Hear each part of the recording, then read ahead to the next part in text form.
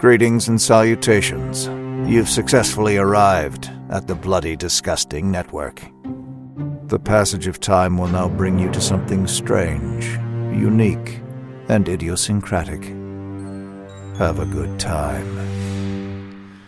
Greetings, constant listeners, and welcome to the Losers Club, a Stephen King podcast presented by Bloody FM. I'm your host, Michael Monroe Vilmall Rothman, but today I'm not technically your host. I'm just doing a little clip bumper ahead. Now, I know you're probably thinking, wait a second, there's a clip bumper here? Does this mean this is going to be an old episode? This is going to be, it's unlocked from the Patreon? It's not a new episode? Well, good news and bad news. Well, the good news is that it's a book episode, so those are your favorite. The bad news is that this is a book episode from 2019. Now, you're probably wondering, wait a second, 2019? Why would you release a book episode from 2019? Well, we played a little fast and loose back in our third season, back in 2019, because if you recall, Mike Flanagan's Dr. Sleep hit theaters in the fall of 2019, and to celebrate, we jumped ahead. We jumped ahead and we covered the 2013 novel, Dr. Sleep. And so we recorded it. We talked all about it. We did our full-on Losers Club book episode for Dr. Sleep. It included myself, Randall Colburn, Dan Caffrey. We assembled at the Overlook, or not really the Overlook. It's kind of like that paddock. Well, not like the Tyrannosaurus paddock, but a paddock where I think you can look out and see the Colorado Rockies. But anyway, we assembled there back in 2019, covered this book, which we all have our own thoughts on, and we put it out there. And it was actually one of the last episodes, that we recorded for that season, which was a really tough season, if I recall, because at the time we were juggling both podcasts and work was happening, and it was just a wild time. So this actually was, I think, the last episode of that season, and we took a break and came back strong in 2020. But so if we sound a little tired, maybe that's why. But it could also just be because this is quite an epic book, and there's a lot to discuss. So we thought, because we are now chronologically landing on Dr. Sleep, we thought, well, let's dust it off. Let's put it back in the feed. Well, it is in the feed, but let's put it back in this feed so it's in the proper place along the beam. So if you've already listened to it, I apologize. We'll be back with a new episode next week. We're going to be covering Brian Fuller's Carrie from 2002, To Keep It All Carrie, in April for the 50th anniversary. And look, you just got like 3 book episodes. You got Joyland, you got Went Through the Keyhole, you got a Carrie Twinner episode. Mr. Mercedes is right around the corner. Beep, beep. So I think we're good. I think we're pretty good. So if you haven't, listened to this episode and you just read Dr. Sleep because you've been following along on the beam, then this is good news. So sit back, enjoy this episode, and I'll be seeing you over long days and pleasant nights. My friendship to all of you precludes my involvement with any one of you. But if you wanna make love, then I do too, and I'll be right there behind you. All in the name of oh, all in the name of oh, all in the name of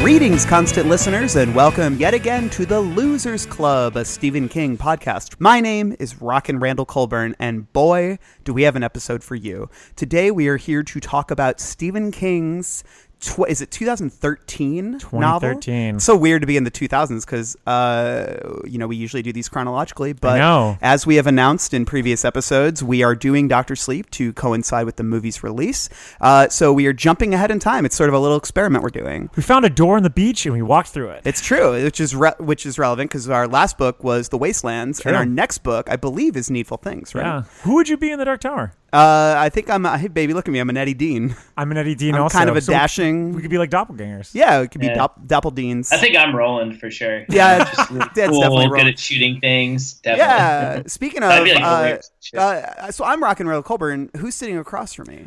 This is Michael Crow Daddy Rothman. My favorite ones are the ones where there's like no alliteration or anything. Yeah. And no like meaning. No meaning whatsoever. Although I do like to be a daddy. No, I'm just You joking. are a bit of a daddy. Yeah. And then who's joining us from across the country via telephone? Or The Shining. This is Dan Torrance McCaffrey, did I say? And That's that a works layup. perfectly because this is not Danny Torrance anymore. This is Dan, Uncle Dan Torrance. Never got used to it. Dan. Same here. I wrote an article on Dr. Sleep for AV Club, and I still feel like I called him Danny through the whole thing. Yeah. I'm not past it. Well, it's a shame that he doesn't have kids in this novel because then he could be called Daddy Danny. Awful. Daddy Torrance. We're gonna be going through Dr. Sleep today, but before we get started, I think a couple announcements.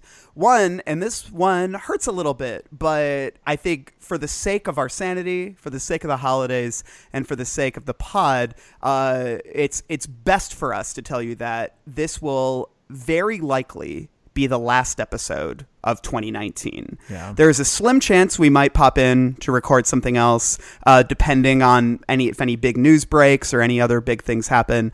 But I think that we're in the midst of a lot of work right now, and we're figuring out the sort of fabric of the podcast future, and we need a little time to do that. So as you've noticed, we've kind of been tapering off episodes a little bit. We've been doing some 2 weeks at a time, and just sort of easing ourselves into the holidays, easing ourselves into the next step of the podcast, the next chapter, you might say. Next chapter, indeed. Didn't you say that the first couple were like seasons? Yes, we call them seasons. It's funny because there's no difference or anything. There really isn't, although we do try to earmark each year as in the first episode of each year, with the exception of the actual first year that we did this podcast, we try to make it seem like there's a premiere of sorts. Yeah. So in that case, this would be the finale. Yeah.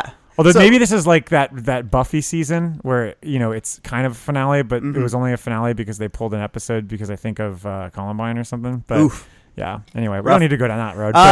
Well, let me just say that we're still going to be active on our socials. We're still going to be present on Twitter and all the other places that you engage with us.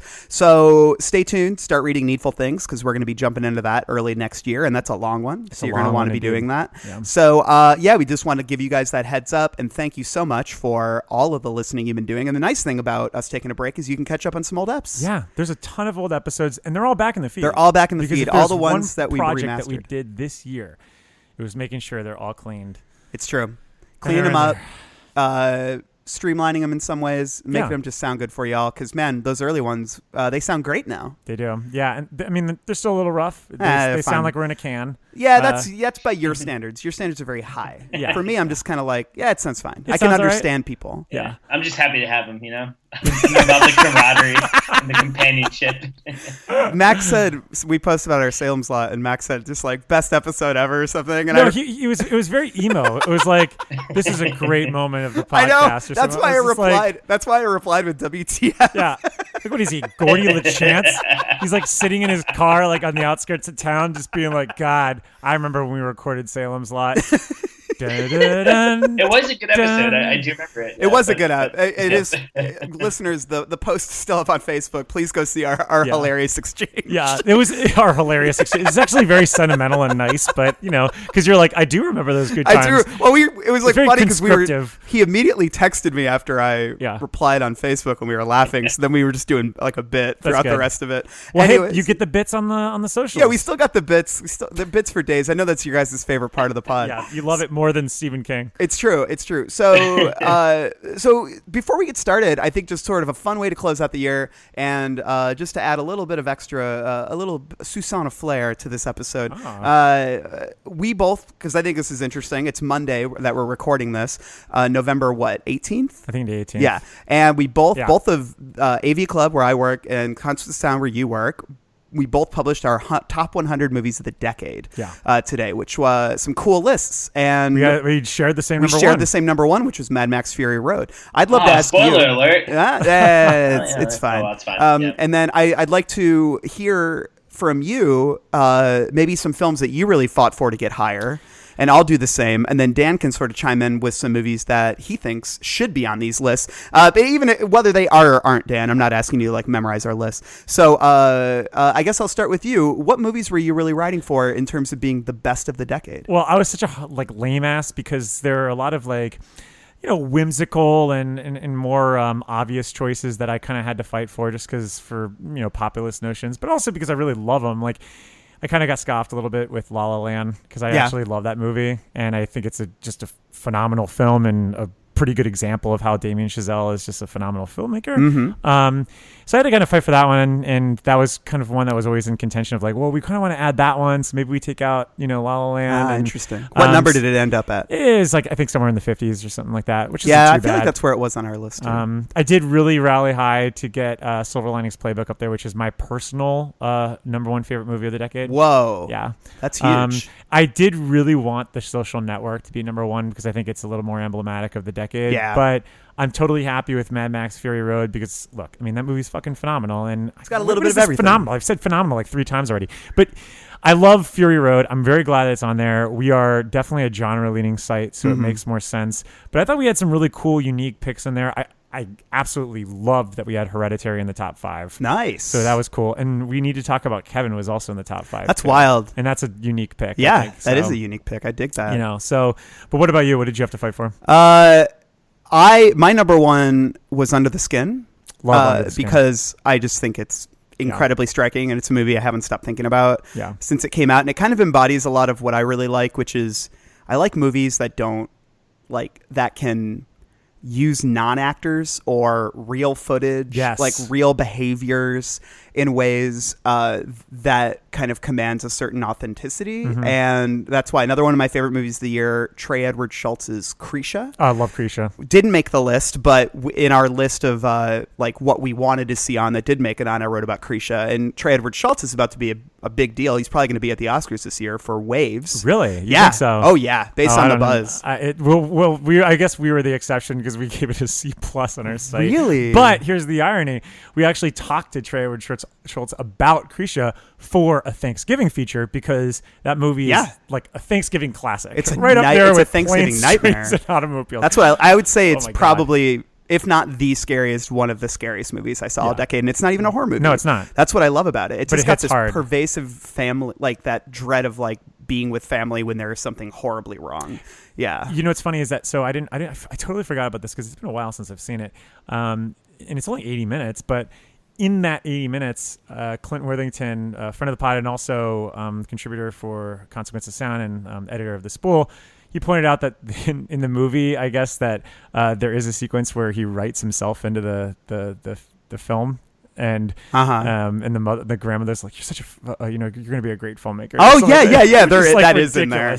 Yeah, no, I remember that made me laugh a little bit. Yeah. But back then he wasn't like super famous yet, so I remember being like, oh, that's kind of cute. That won South by Southwest actually for the Audience Award. So, but yeah, I feel like Waves is gonna have some real Oscar legs. Yeah, based on AV Club didn't even give it like that good of a review. Yeah, like Dowd at AV Club was basically like, it's good, but I'm not as wild about it as everyone else is. Yeah. But I don't think our official review has come out yet. His like festival review, that's what he was saying. because you guys do that blurb and thing. And so what else did I fight for? I mean, I fought for Green Room to be really me too. high. Yeah. But I think it made it. I think it's in the 30s on our list, which I'm fine with. Ours is in the top 20. I think it's number 18. I think. Nice. And then Hereditary 2 I fought for. That is still on the list. I think it's like in the 40s maybe. But yeah, I love Hereditary. And then and you had some hard write-ups though.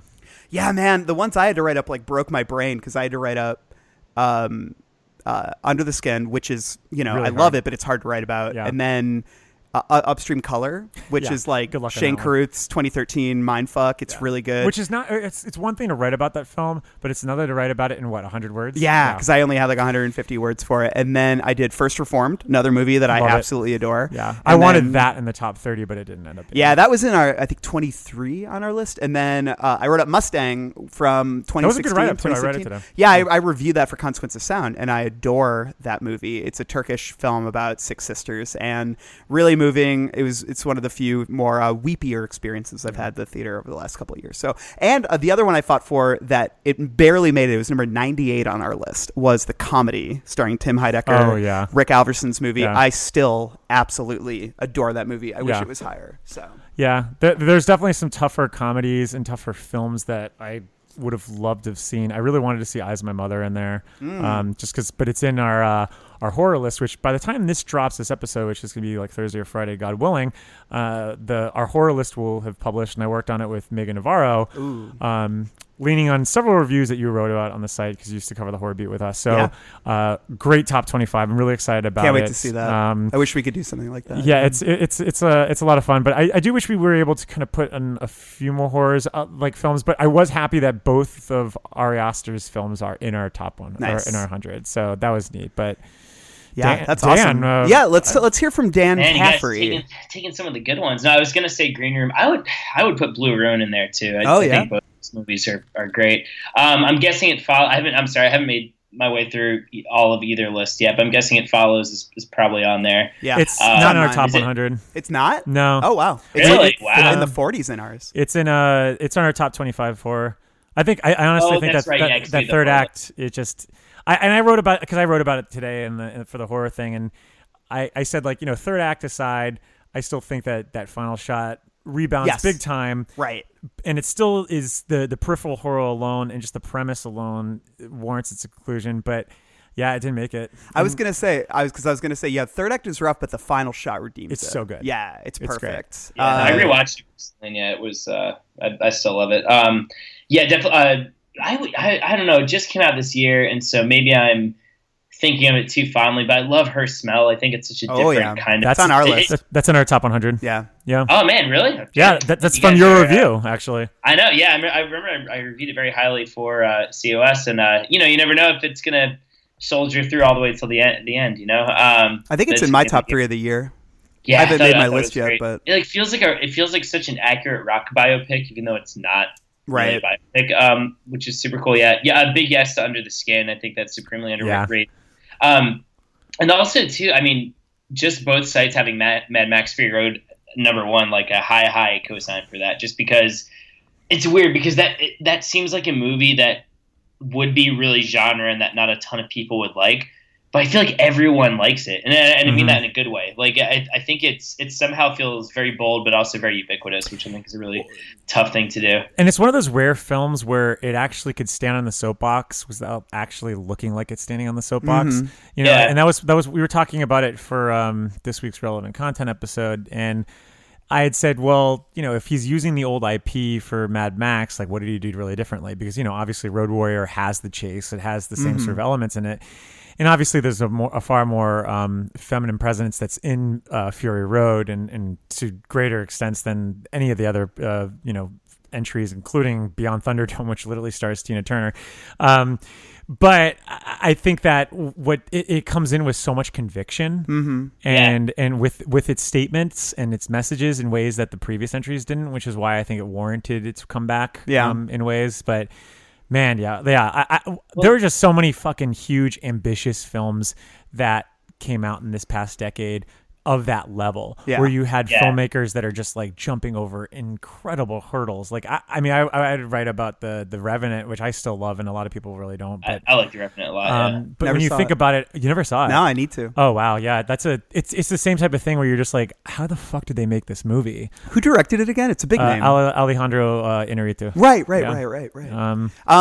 I have a question. I don't have an answer for this because I wasn't directly I haven't like really scoured the list, and I wasn't as involved as you were in the creation of the list. Is there a movie on there that you wish wasn't on there?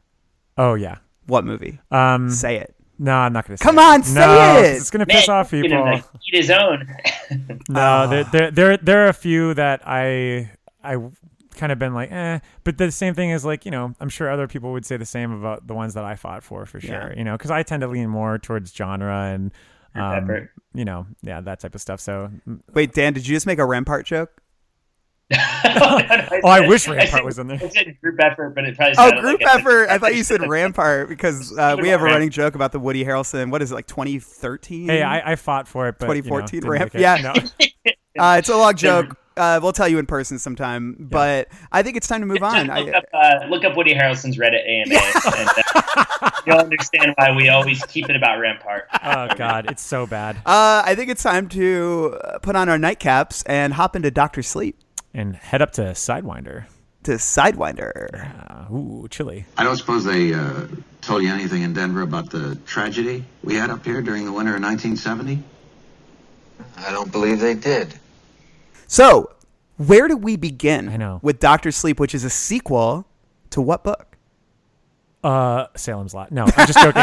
The Shining. The Shining, baby. Yeah. So, Mike, you took some copious notes about the history of it, and I'm going to also bring them up, and we can sort of tag team this history a little bit. And Dan, why don't you chime in wherever you know? Well, first off, I wanted to ask though, because I think I'm the only one that read this first time. Right, I'm the only first-hand This was reader my here. first time. Or no, I'm sorry, my second time. So second time for Yeah, you. yeah, my second time also. Yeah. Oh wow, so we have some two-timers here and just a one-timer here. All right, fine. Oh, a couple veterans, huh? Yeah. And we've all seen the movie. And we've all seen the movie. And this Yeah. is what's Yeah. kind of weird also that I was thinking about today. Well, walking around Chicago is that I was reading this while the film's coming out. I'm reporting about the film. Yeah. I went to go see the film. I hadn't actually finished the book yet at that point. I still had about 150 pages left to go. And that was very weird to do that and cover it on this podcast, and especially do the reverse. Yeah. Because we've already talked about the film. You already know our thoughts about the film in the past episode. So I don't know. It was very odd to be doing it this way because it felt very unorthodox for the Losers Club. Sure. So, yeah. So know. like you knew, but like you still were surprised in some ways, probably totally. the ending because Yeah. the ending of the book and the movie are so different. It was very weird. It was almost like a deconstructionist read. Yeah. In a weird way. Yeah. So yeah, that was kind of my introduction to it and what was kind of weird is that I had heard for years from you guys that it was awful. So I came in with like the lowest expectations possible. I don't remember saying it was awful. I feel like Justin was the one who always talked about how bad it was. And I will say I did too, yeah. I will say know, I but- enjoyed it more on this read. Oh, okay. I did think also reading it, because I reread it pretty close to seeing the movie also, and I agree with you, Mike, that did make it better for me, because I know y'all did the movie episode already, but I really, it wasn't my favorite Stephen King movie, but I did like it a lot as an adaptation. I think it made me appreciate the groundwork he had laid for all the alcoholism Shining stuff, which for me is the stronger part of the novel than the vampires, 100%. which will Totally. But yeah, so I think it did make me. The book was an easier read this first time around, knowing what I was getting into, and also seeing some good really drawn out of it through the film. Right. But hey, I gotta say, I missed the Overlook. Yeah. What are you quoting? Like that's. I missed the Munchkins. I missed the Munchkins from On Cinema. That's an On Cinema reference. Sorry, I knew you were doing something. You gave me the most knowing look after you said that. And I was like, I know the reference. A total you're making. smarmy scumbag look that. I actually think it's good that you brought up the general concept of reading it. Like Dan, when did you first read it? Right when it came out, I remember the copy I have. First edition, one of my sisters-in-law got it for me as a Christmas present. So that had to have been. It came out in 2013, right? It was 2013. Let's see. 2013, which means I probably read it that December or in January of 2014, not too long after it came out.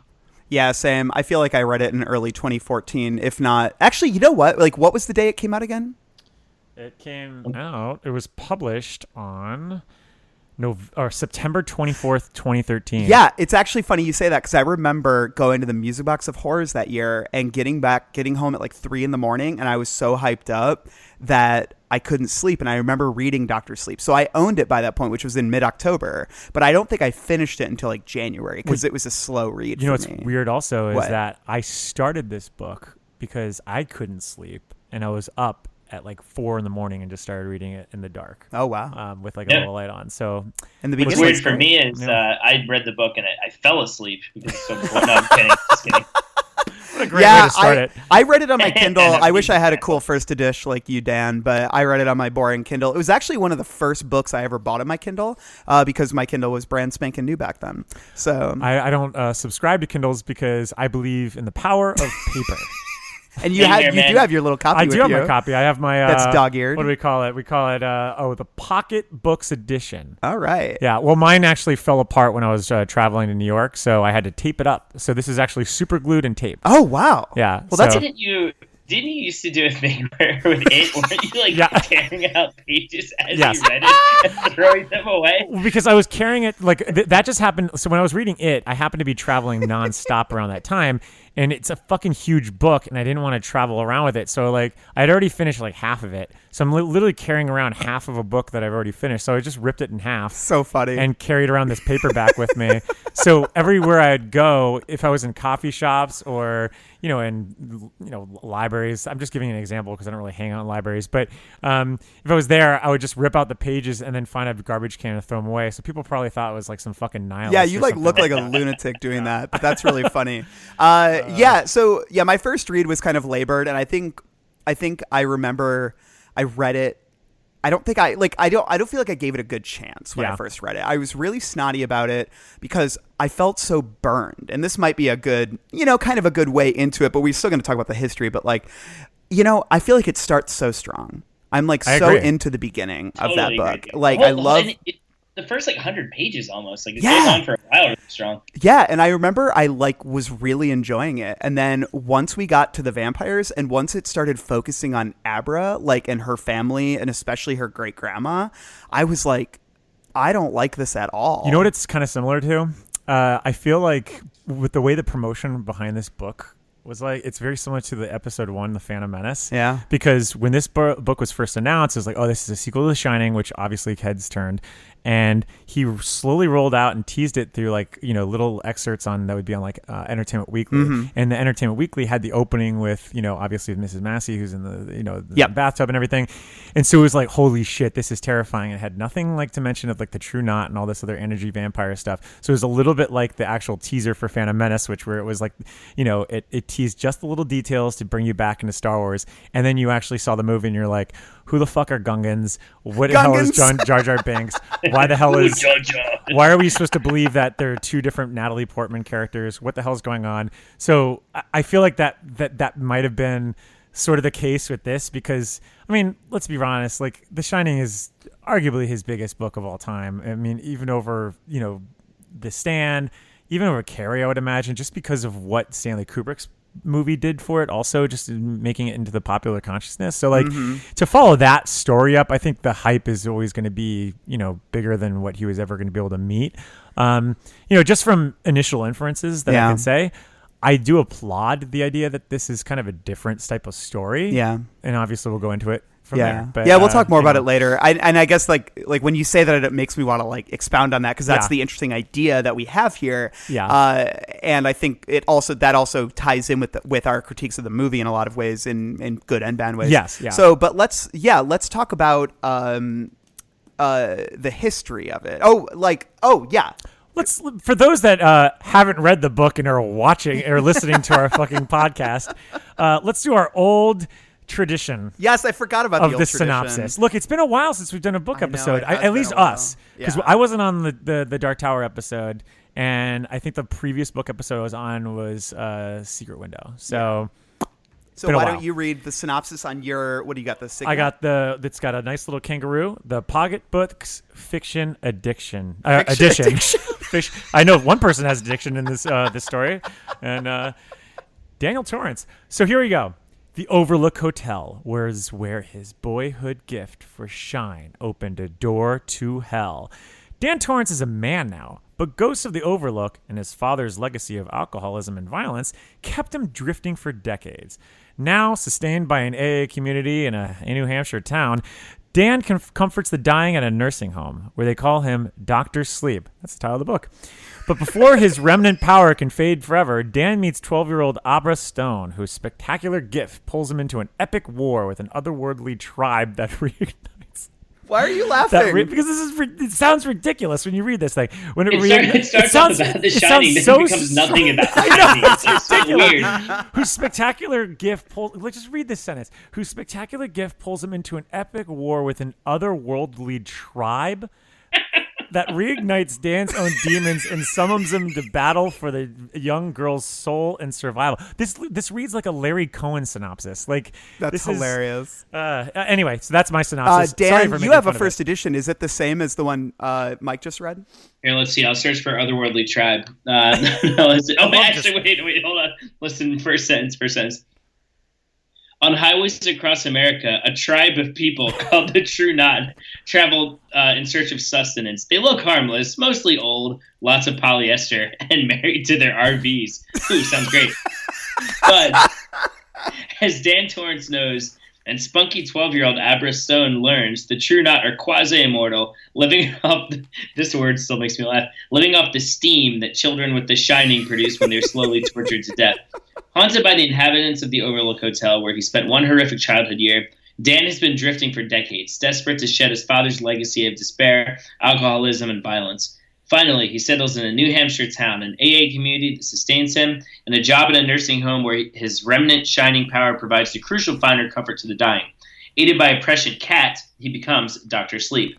They're making that sound like it's more important than it really is. Well, we'll find out in the history that it is important, because it's insane how much he leaned and built this book on. Sorry, Dad, we interrupted. This is weird, too. Then it says, then Dan meets the evanescent Abra Stone, but they've already talked about Abra Stone, so it's just weird. And it is her spectacular gift, the brightest shining ever seen, that reignites Dan's own demons and summons him to a battle for Abra's soul and survival. This is an epic war between good and evil, a gory, glorious story that will thrill the millions of devoted readers of The Shining and satisfy anyone new to this icon in the King canon. Don't know about that, but... Yeah. All right, I'll read mine from my Kindle edition, which I bought back when it came out. Years ago, the haunting of the Overlook Hotel nearly broke young Dan Torrance's sanity as his paranormal gift, known as The Shining, opened a portal. It says pour, but it's portal. Pour. Oh, wait, no, door straight into hell. And even though Dan is all grown up, the ghosts of the Overlook and his father's legacy of alcoholism and violence kept him drifting aimlessly for most of his life. Now, Dan has finally found some order in the chaos by working a local hospice, earning the nickname Dr. Sleep by secretly using his special abilities to comfort the dying and prepare them for the afterlife. But when he unexpectedly meets 12-year-old Abra Stone, who possesses an even more powerful manifestation of The Shining, the two find their lives in sudden jeopardy at the hands of an ageless and murderous nomadic tribe known as the True Knot, reigniting Dan's own demons and summoning him to battle for this young girl's soul and survival. I think I like that synopsis the best. Yeah, it's like you can see like sentences that are used throughout all of them, but they're just arranged in different ways. That one marries the kind of two worlds of the novel the best. Like hearing that, you're like, okay, I can see how this is a Shining sequel. Whereas the other two, it's like, what? Steam? Huh? That's the Flanagan synopsis. Yes. Yeah, exactly. Synopsis. What else are we missing before we jump into the history? No, we're here. We're okay, good. Cool. We're good. We're allowed to open up the history books. Open up the history books. We're in the library. Oh, wait, am I mixing up? No, we're all in the same vein. Whatever. I guess he got his chance. I totally guess he did. I can't do anything for you unless you stop being so goddamn elliptical. Now, just slow down. Tell me the whole story from the beginning. Can you do that? Oh, all right. I think I can do that now. I love that, like, for the history section in this, for the films, we go to Dairy Public Library, but we just don't call it that for the fucking book episodes. We totally should. It's actually a better name. But anyway, just to pretend that we're all sitting in the Dairy Public Library and talking about, Sidewinder. Mike Hanlon's there. Or New Hampshire. Whatever. The gang's all there. The library policeman's there. The library policeman's there with his Twizzlers. That's all I know about the story. Yeah. Let's get out of here, guys. Oh God. Library policeman. Hey, I'm in the mood for a good time. I'll stick around. God, it's so messed up. All right, I can't make that joke, right? That's not good. I don't know the story, so that's probably a bad, problematic joke. So right. Where did anyway. Dr. Sleep begin? Okay, so it all goes back to his announcement in 2009, during a promotional tour for Under the Dome. He described his idea for a sequel, but it actually goes back a few years before that. So, he basically told our pal Anthony Bresnikan, friend of the pod, he told him in the Entertainment Weekly interview, which ran right around the time, right before the book dropped. He said, every now and then somebody would ask, whatever happened to Danny? I used to joke around and say, he married Charlie McGee from Firestarter and they had these amazing kids, which is actually the novel that Justin was hoping for. But I did sort of wonder about it. And the other thing people would ask me is, how come his father, Jack Torrance, never tried AA? Because he was the total dry drunk in the book who never goes anywhere near a meeting. One of the things you hear from people who go into AA or people who have substance use problems is they say it runs in the family. When the sequel idea would pop up in my mind, I would think, now Danny's 20 or now he's 25. I wonder if he's drinking like his father. Finally, I decided, okay, why don't I use that as in the story and just revisit that whole issue, like father, like son. Now, here's where it gets really crazy. because I guess, with you guys reading twice, well, Yes. guess what? King doesn't write a book until he has two ideas. So it looks like there's a lot of dualities in this episode of the Losers Club. Anyway. There's two ideas in this book for sure. We're not questioning that. I'm sorry, it makes me think about it. Two of like, what, 45? He says that, he also says that he was inspired by a true story involving a hospice cat. You might actually like this story, Randall. Meow. Probably 5 years ago. So again, this was in 2013 when he was talking to Anthony about this. So this is probably around 2008 he got this. I saw this piece on one of those morning news shows about a pet cat at a hospice. And according to this story, the cat knew before anyone else when somebody was going to die. The cat would go into the room, curl up on the bed, and the people never seemed to mind. Then those people died. I thought to myself, I want to write a story about that. And then I made the connection with Danny Torrance as an adult working in a hospice. And I thought, that's it. I'm going to write this book. And then he added, the cat had to be there. It always takes two things for me to get going. It's like the cat was the transmission and Danny was the motor. The whole sequel idea is really dangerous. I think people have a tendency to approach them with a raised eyebrow, like, if this guy is going back to where he was 35 years ago, he must be low on ideas. He must be touching empty on the old gas gauge, which we know is not true with Stephen King whatsoever. I don't feel that way, but I did feel in this case it was a real challenge to go back. Yeah. And we're going to talk about that challenge. Yeah. So clearly he had been sitting on this idea for a while, and I imagine based on how he writes, like, he probably sits on these ideas and lets them matriculate for a while before he finally executes, because his execution's pretty fast traditionally. Oh yeah. That's interesting. He has sort of a different origin story, but this is one that he wrote in the afterword of the book. Yeah. And I think it's interesting because it's sort of like that's where he was, at one point with it, and like the thing that sort of really triggered it. But he digs in the afterword into some of the more emotional components that helped, that he sees in retrospect having helped driven it. So he says, as with Under the Dome in 11/22/63, this was an idea that never quite left my mind. Every now and then, while taking a shower, watching a TV show, or making a long turnpike drive, I would find myself calculating Danny Torrance's age and wondering where he was. Not to mention his mother, one more basically good human being left in Jack Torrance's destructive wake. Wendy and Danny were, in the current parlance, codependents, people bound by ties of love and responsibility to an addicted family member. At some point in 2009, one of my recovering alcoholic friends told me a one-liner that goes like this: when a codependent is drowning, somebody else's life flashes before his eyes. That struck me as too true to be funny, and I think it was at that point that Dr. Sleep became inevitable. I had to know. Did I approach the book with trepidation? You better believe it. I'll tell you about that in a minute. The Shining is one of those novels people always mention, along with Salem's Lot, Pet Sematary, and It, when they talk about which of my books really scared the bejesus out of them. Plus, of course, there was Stanley Kubrick's movie, which many seem to remember, for reasons I have never quite understood. Ooh, shade. As one of the scariest films they've ever seen. And then he says, if you have seen the movie but not read the novel, you should note that Dr. Sleep follows the latter, which is, in my opinion, the capital true history of the Torrance family.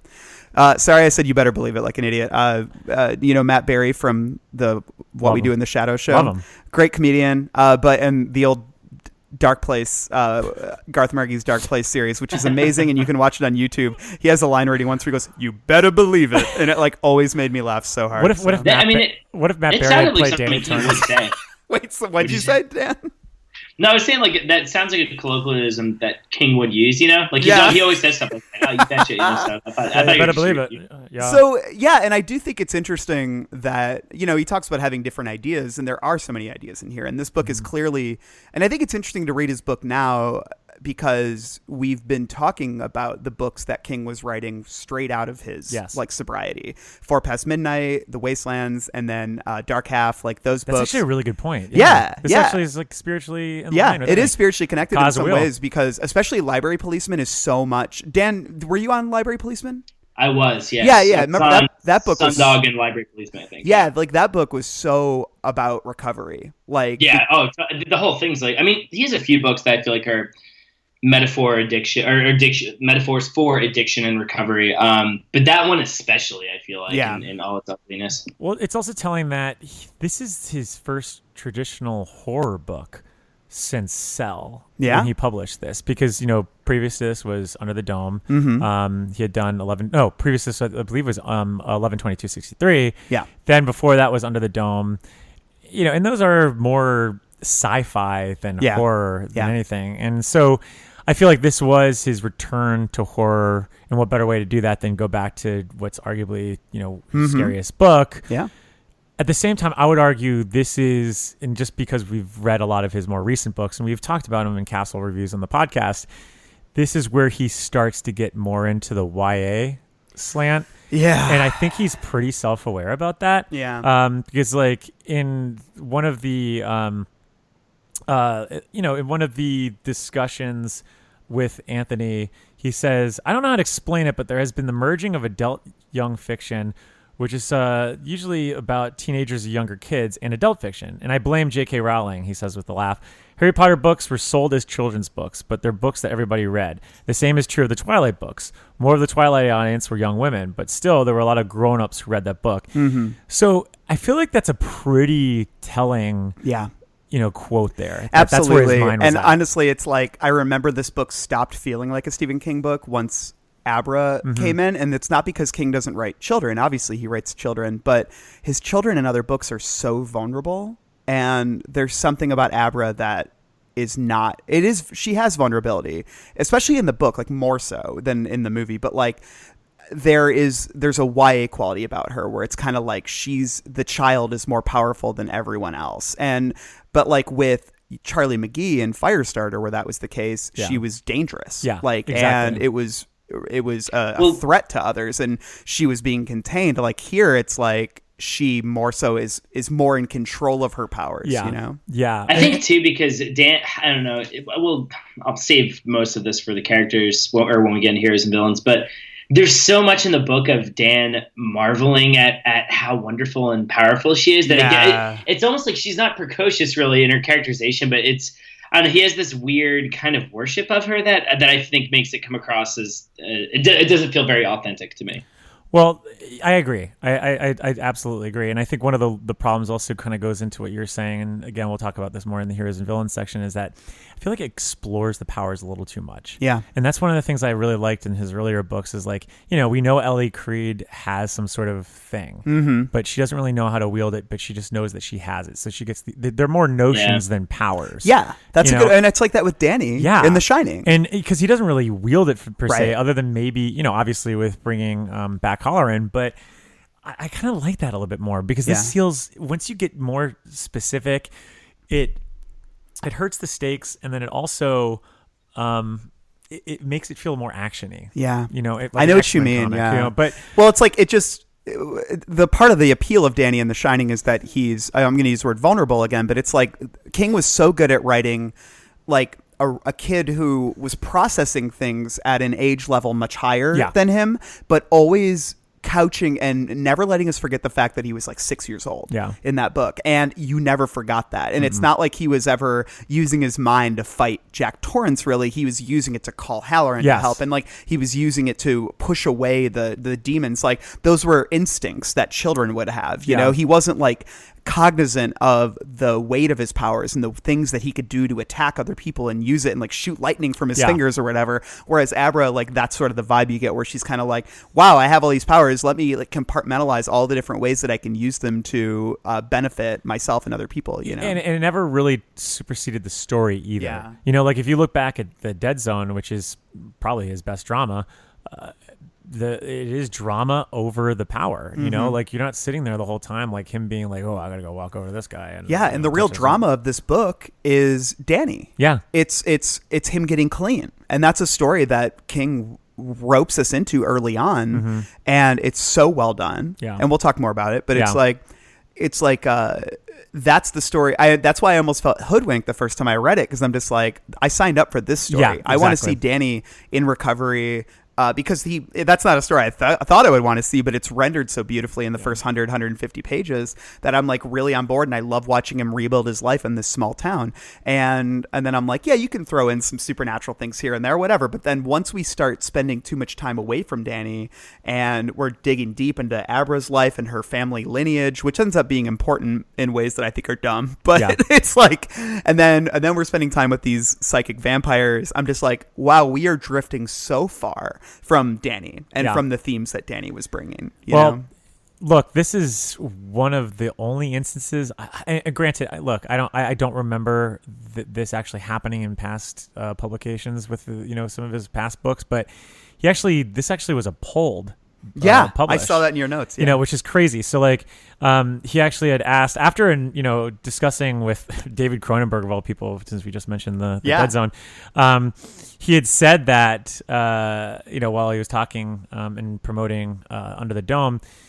He mentioned he wrote in the thing. He said, "I mentioned 2 potential projects while I was on the road. One, a new midworld book, which are what werewolves are called in that lost kingdom, and a sequel to The Shining called Doctor Sleep. Are you interested in reading either of these? If so, which one turns your dial more? We will be counting your votes, and of course, it all means nothing if the muse don't speak." Dr. Sleep won the poll with 5,861 votes to the win through the keyhole 5,812, which is pretty close. So close. Yeah. Which is crazy because and obviously he published Win Through the Keyhole anyway, but it's wild that I would imagine The Shining would just would have skyrocketed past it all. But and the thing is, Win Through the Keyhole came out before Dr. Sleep. Didn't really? It? I thought it was after. I can't remember. I'm gonna look it up. Okay, but you keep going. Yeah, because what's wild is that if this is his most popular book, he's talking about discussing it. It was such... I vividly remember the headlines on publications that wouldn't even traditionally cover King talking about how he wanted to write a sequel to The Shining just because The Shining is such a big, ubiquitous book. Mm-hmm. So those numbers right there are pretty interesting and also emblematic of just the King fan and that they are so diehard with the Dark Tower. And there are really 2 different types of King fans. Went Through the Keyhole came out in 2012. Oh wow! So you did do it first. Yeah, because I remember reading it in the apartment I was living in 2012. That's a very vivid memory I have. Well, I guess that poll means nothing. I guess it does. I guess you can't complain about Trump winning the popular vote either. So it's true. There you go. Follow the votes. Anyway, we just got about 10 one-star reviews from. I know. I'm just joking. Come on, we're not going to talk about Trump. So there are some other interesting things about this. The background here.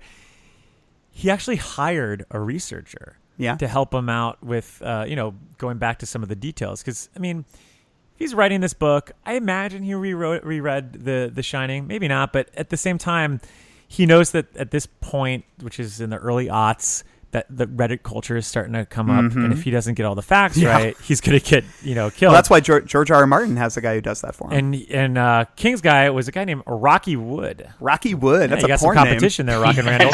Rock and Randall. Wow. So he's from New Zealand. His first book was the complete saga. The complete guide to the works of Stephen King, which is a 6,000-page encyclopedia on the CD-ROM, and it summarizes every story, every character, every place, and every timeline in King's works. Good Lord. In-depth information on all 270 fiction works by King, 26,000 characters, 5,000 places, and all the adaptations from his works to the big, from big screen and small screen. Maybe we should get him on the pod. And he would be a good one. Yeah. So he goes, Rocky Wood was my go-to guy for all things Shining. Providing me with names and dates I had either forgotten or plain got wrong. He also provided reams of info on every recreational vehicle and camper under the sun. The coolest was Rose's Earth Cruiser. I might well say that Rocky could have scaled back on those details also, but and then I love this. Those carny details are great. Oh yeah, don't you love it? I love when they talk about them shitting their pants and stuff too. God, and eating the orgies they have. Yeah, and the orgies and the fucking hot dog with crippled bread that they eat. Love thinking whatever. about the giant from Twin Peaks in an orgy. Yeah, me too. Jesus. God. So then he says, The Rock knows my work better than I do myself. Look him up on the web sometime. He's got it going on. That sounds like one of his tweets. Yeah, and calling him The Rock is confusing because that's what he calls Castle Rock. Oh yeah, he does. Maybe what if the Rock, his Rock, talks about his other Rock, Castle Rock. So and Rock is busy in The Rock. And then Dwayne The Rock Johnson's in there somewhere. The Rock's in the movie. What if he starred in a Castle Rock story? I don't know. I'm laughing at the idea of Dwayne Johnson in Castle Rock. Son of Pangborn. He met a Samoan woman.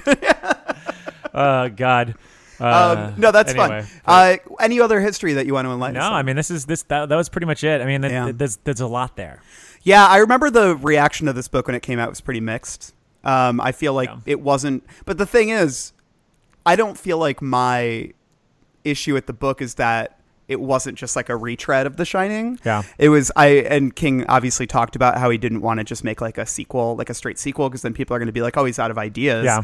And the thing is, that's probably what most people wanted, Yeah. was him to just like have Danny go to the Overlook again, even though it blew up, like maybe they rebuilt it or something. Which is kind of funny. Which is what Flanagan in got to hindsight do. with Flanagan. Yeah. But I do remember being really, really excited for this, having not even read The Shining for like, I think maybe at that point, like over 15 years, maybe. But I still was like, I got to get this book. And I remember actually being in one of the bookstores, and when the excerpt came out, and reading it, and it was just like Willy Wonka. I got excited. I ran out, and then I remember Justin, the old Slugworth, stopped me, and he was just like, actually, it's not a good book. You shouldn't be reading he is this the book. ultimate Slugworth of this plot. But I just remember hearing his negative review of it and being like, oh, and then he told me some of the stuffs about it, and I was like, yeah, that sounds like shit. I'm not going to read it. So I put it off forever. And then, he really crushed your dreams, huh? He saved me, because honestly, had I read that, I probably would have been like, I'm not starting this. I really don't want to. That would have. I'm not doing the pot. No, I'm just joking. That would, because I was going to say. I would have been like, I think this is a bad idea. No. But I probably would have been a little more averse to like going through like, I want to go back and read all these books chronologically. Right. Much fun with this one. Well, let's venture into the. I think I feel a hook pulling at back of my pants. I think it's time to go dig into sort of some of the themes that we see in Dr. Sleep.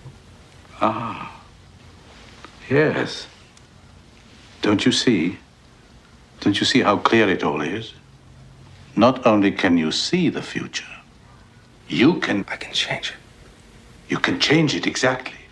So, like I said, I think what I really respond to most in this book is the idea of, basically pulling oneself up from rock bottom. And there's like a real personal aspect to this. And I think like I said, I am kind of glad we talked about it now, because for me, this story, like the fact that we're talking about Dr. Sleep now, after we've been talking about Dark Half, Library Policeman, and the Tommyknockers, and Misery, which are all books that he wrote either in the throes of addiction or fresh off, like fresh in sobriety. Yeah. And all of those books deal with those themes about like feeling captive by your own desires, losing your identity, changing once you consume a certain substance, things like that. And also just past traumas. Like, I think that a lot of Stephen King's alcoholism is related to, and this is, I think, something that they teach you in AA, and something you discuss in AA is what trauma it is that is sort of wrapped up in your addiction. Yeah, and how that trauma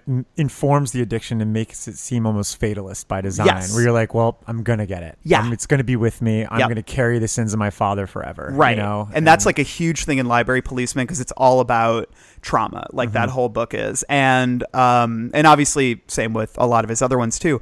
And I think that, it's like here we're a couple decades later, and we're seeing that he's still grappling with these themes, but he's, and I think this might be, I think one of the exciting things about those earlier King books is that the Band-Aid, or like the wound, was still fresh, you know, like he was coming out of rehab. He was really raw. And when he was writing about these things, and that to me is the most interesting part about Library Policeman, because he was processing things in such a raw way.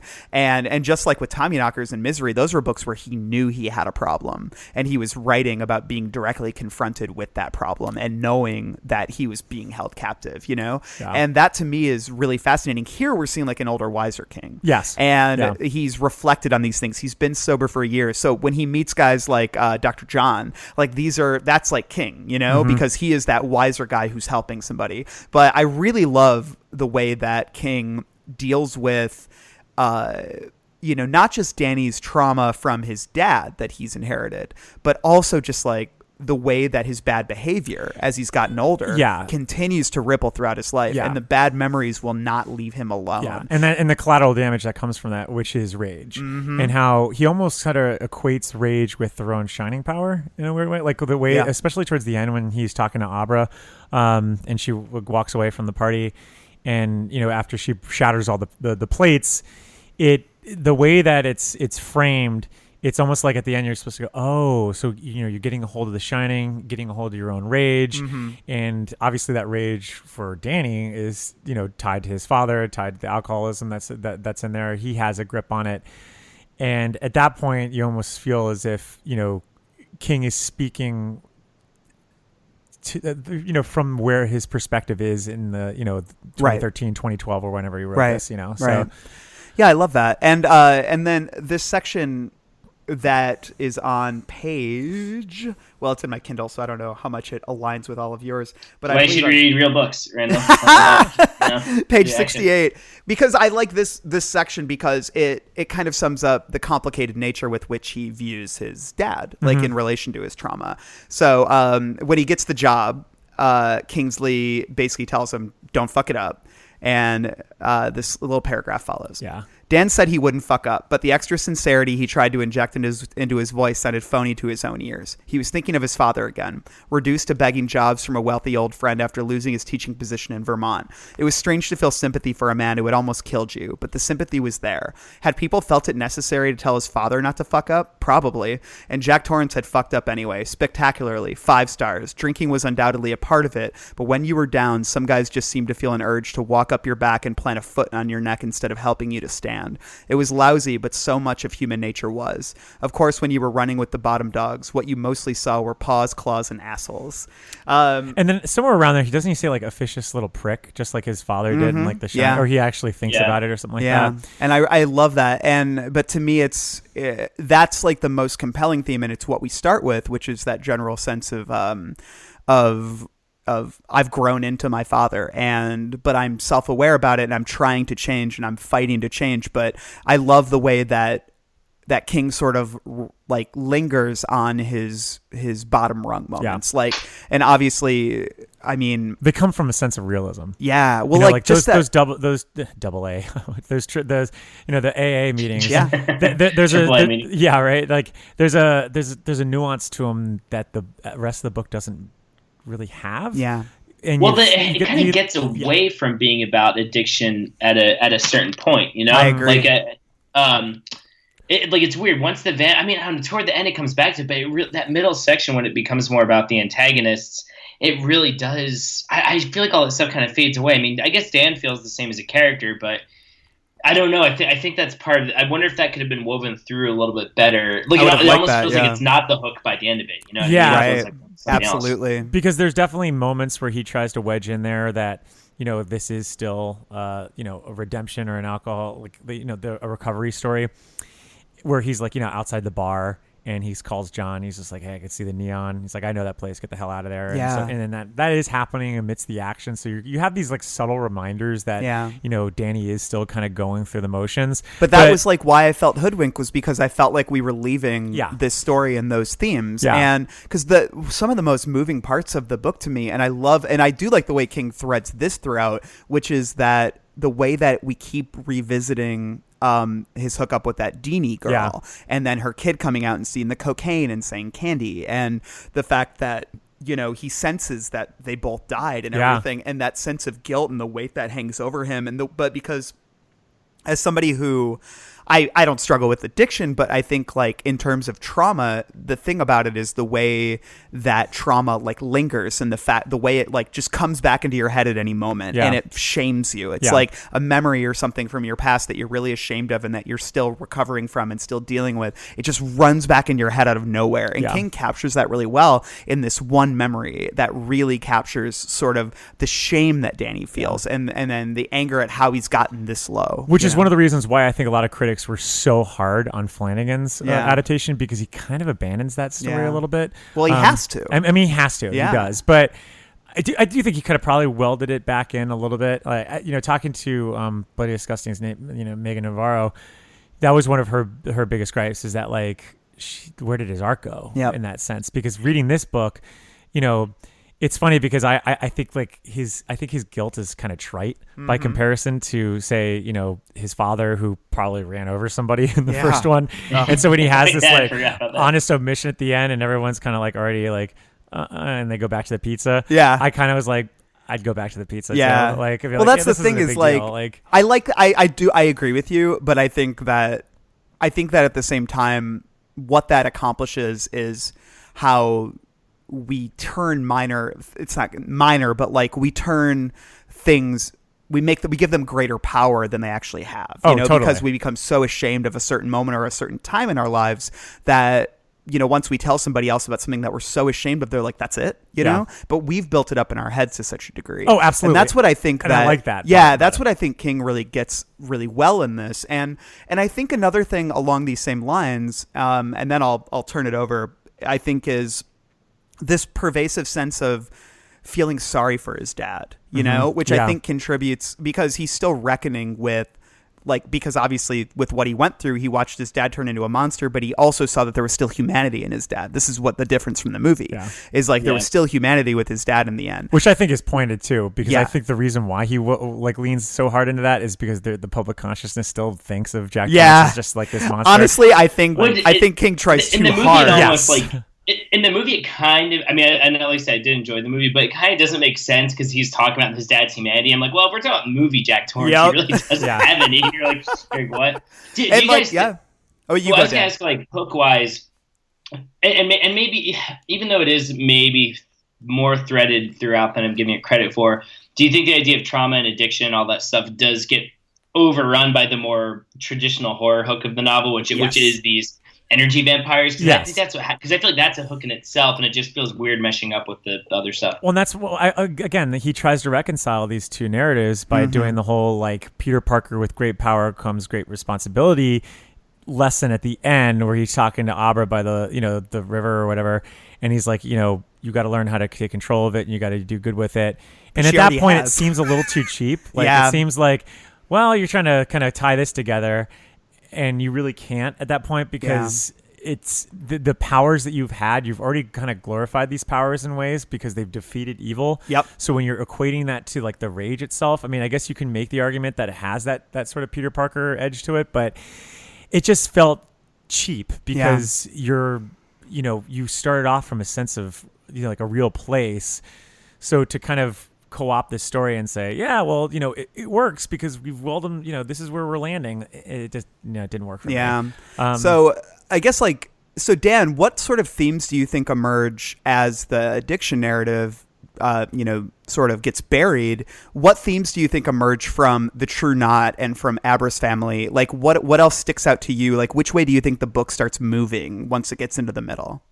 I mean, it's weird because it feels like it gets away from theme in the literary sense, if that makes sense, and and ties itself a little bit more to, I guess, maybe not theme, but just YA conventions. Do you know what I mean? Like the convention, it becomes more about the lore and the mythology of the True Knot than about Dan's journey, about alcoholism and everything.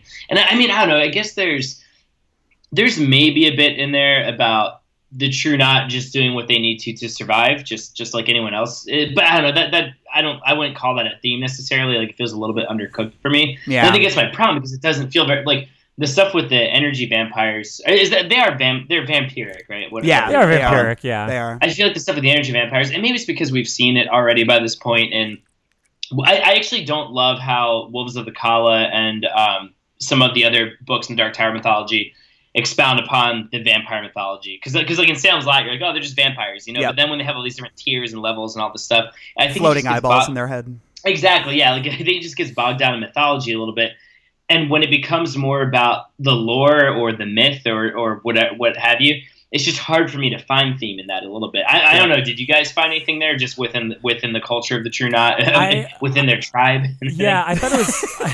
I thought it was a weird inverse of what he was exploring with, Barlow and Salem's Lot with the xenophobia coming into the small town. Yeah. I thought it was almost like this, sort of disgust of nationalism, because the way that he describes them is so in detail of they're so in parallel to what he actually observed in real life. Because when you actually read some of the interviews with the one we talked about with Anthony Bresnikan, he talks at great lengths about how when he was driving down to Florida with Tabby, he would see these type of people and he drew from that experience. And when I thought about that in the context of what the True Knot is, it almost seems as this distrust of nationalism in a weird way. So it's almost like this inverse of Salem's Lot, where they are vampiric and they do suck out the energy and they are trying to infiltrate. Yep. But it's at it's at the obviously it's an internal level. The infiltration idea is interesting, but also Like, and the idea that because the thing is they're so rich and everything, like they take over places. And they're entitled to history because they've lived it. Yeah. And so there's that which, can have some sort of ties to nationalism because there's that pride that's involved into it. And there's the generational aspect because they're so old and they love to feed on children. Exactly. Specifically. Yeah. Okay, boomer. Yeah, right. That's a reference to a meme. But I also, this is weird, and I might be way off here, but I also thought and this could just be King because he loves to do this, is that like all the tech references, like with Google Earth, IMing, Firefox, I thought he might be kind of suggesting that the shine is almost moot in a digital age. Like, I mean, that might be kind of going a little too far, but like, it just seemed to me that there was something there that the sense that like, Danny's leaning on it big time. Abra's leaning on it. They're still finding each other through, the internet. She actually has to send him the email address. Like there is something saying that like, maybe there is some sort of like allusions to like how we all have that sort of power and that there is no mystery to things. I don't know. Maybe that was, I think that's interesting. Much, but no, I think that's interesting. I think like, yeah. And I think, how do I phrase this? Like, there is this fear of, I think, especially with the True Knot too, and maybe this can tie into the tech aspect, is there is a fear of the future. And like if there's one thing that I found really interesting about the True Knot, and this actually ties into the Institute as well, is that King's villains in his later books, they tend to be older people from an older generation whose edifice is crumbling around them. And they're still super evil and super monstrous, but they're also like in the throes of decay. That's a thing that's going on in the Institute that I found really compelling. And it's also a thing that's happening here because they're getting older and they're getting sicker and the old ways aren't really working anymore. And there is this emphasis on, the younger, wait, what's that, Dan? No, I was gonna say, no. It was funny. I was just like, oh yeah, you're right. Like I felt like I wasn't given. I feel like I maybe wasn't maybe I wasn't digging deep enough with the True Knot. No, for real though. Yeah. Well, honestly, reading the Institute, because that was the thing that stood out to me about the Institute. No spoilers, but there is this sort of idea of, even at the highest levels of sort of evil or government or whatever, it's like there are fundamental problems that come from mismanagement. And that to me is fascinating. And I find it interesting that King is framing his villains this way. And I think you can find that, maybe in his older books too, but it's something that I see emerging a lot in these later ones. So the True Knot are interesting to me because, like, in the way that Abra's not interesting to me, because I don't see her as flawed or as vulnerable or as naive as the kids in, say, It, who are so well drawn and so well developed. Here we don't have that. Like, we get her as a precocious kid who is extremely powerful, and that's just reeks of YA, And I want a little more depth. But I think what's, so basically you've got the True Knot, and the younger the children are and the more powerful they are, like, the more steam they can get out of them. But there's also addiction, and that ties into the addiction issues as they are mirrored, not that effectively, I don't think. No. But with the steam, there's an addiction quality to that they need that to keep going, and they can't live without that. And whereas Dan is overcoming his addiction, they're not. But the thing is, they can't overcome their addiction. They need that to live. So it's like the parallel doesn't quite work, but I do kind of like the ways that Rose gets more and more frenzied the more she realizes that the steam is running out, like that she has these special canisters in her car and they're running out. It's kind of like an alcoholic sort of just being like, I'm running out of booze, like I need more. And I love that. But did you think that, like, the canisters, the only thing I could think of were like the TGRI canisters from Teenage Mutant Ninja Turtles 2? Like, I kept thinking of the Jurassic Park, like, this is more the movie, the way it looked like the Dotson. Yeah, the Dotson. Yeah. Oh, that's funny. Well, it just made me think, and especially when watching it in the movie where it has almost this sort of like kind of cool X-Men Cerebro sort of, steel canister to it. Where do they get these? Yeah, I know, right? Like, is there a Lucius Fox to this True Knot that's going to be able to, like, they're rich enough that you would think so. Yeah, I want that character to come in and be like, you guys are, I got a new canister for you that's going to have, some capabilities. You could store it in 3 different levels. And but I do, I guess I find that aspect interesting in how vulnerable King makes the True Knot. Oh, so yeah, totally. As powerful as they are, like, and the fact that they all start bailing at the end, like they all start abandoning her. Oh, they're incredibly ineffectual towards the middle of the book. Actually. Right. And that's like, and then also because in there, and also I call a little bit of bullshit because the idea that they start dying because they get the measles or whatever. Mm-hmm. Don't you think that would have happened by now? Yeah, that I thought about that, but then also like, do we? And I guess we could probably move on to the heroes and villains because now we're like actually just talking about it. But yeah, we can do that. Yeah. But I will say, like, to that point, like, was that really necessary when she's already killing off most of the True Knot anyway? It was almost like there's too much on the side of like the Abra Stone and Darian Torrance. I actually for a while started feeling like, oh, like Rose the Hat she's kind of fucked at this point. Yeah. Like where does she have? Like, you know. Well, that's the thing is I never felt like she was ever gonna win. No, like never. That's where and I think Dan, you mentioned like a lack of stakes, like, or maybe that was you, Mike, but it's like that's where I felt was I was just like, well, how are Danny and Abra gonna kill her? You know, like the threat, like the real threat is in how powerful they are in terms of how much influence they have behind the veil. Yeah. You know, the fact that they own all this property and that they have all this money and they have all these connections. It like, that's the thing is I like the idea that they're this crumbling edifice, but then they also have all that like behind the scenes power. So it's hard to really buy that. And I guess that's like where I struggle a little bit is like, I wanted to see more of that weight and that thing. Like, is killing Rose really the end of the True Knot? They don't really. I mean, they don't really say that. Kind of like, well, like somebody got away and but at the same time, like the book kind of makes it feel like has been vanquished. Maybe it's like the ending of The Witches, the movie of Witches, where they're some of them become good. Yeah. Oh, that's right. Yeah. What if another sequel where like they're all good now? They're actually good. They now. team up with Abra. Yeah. Dan, what were you gonna say?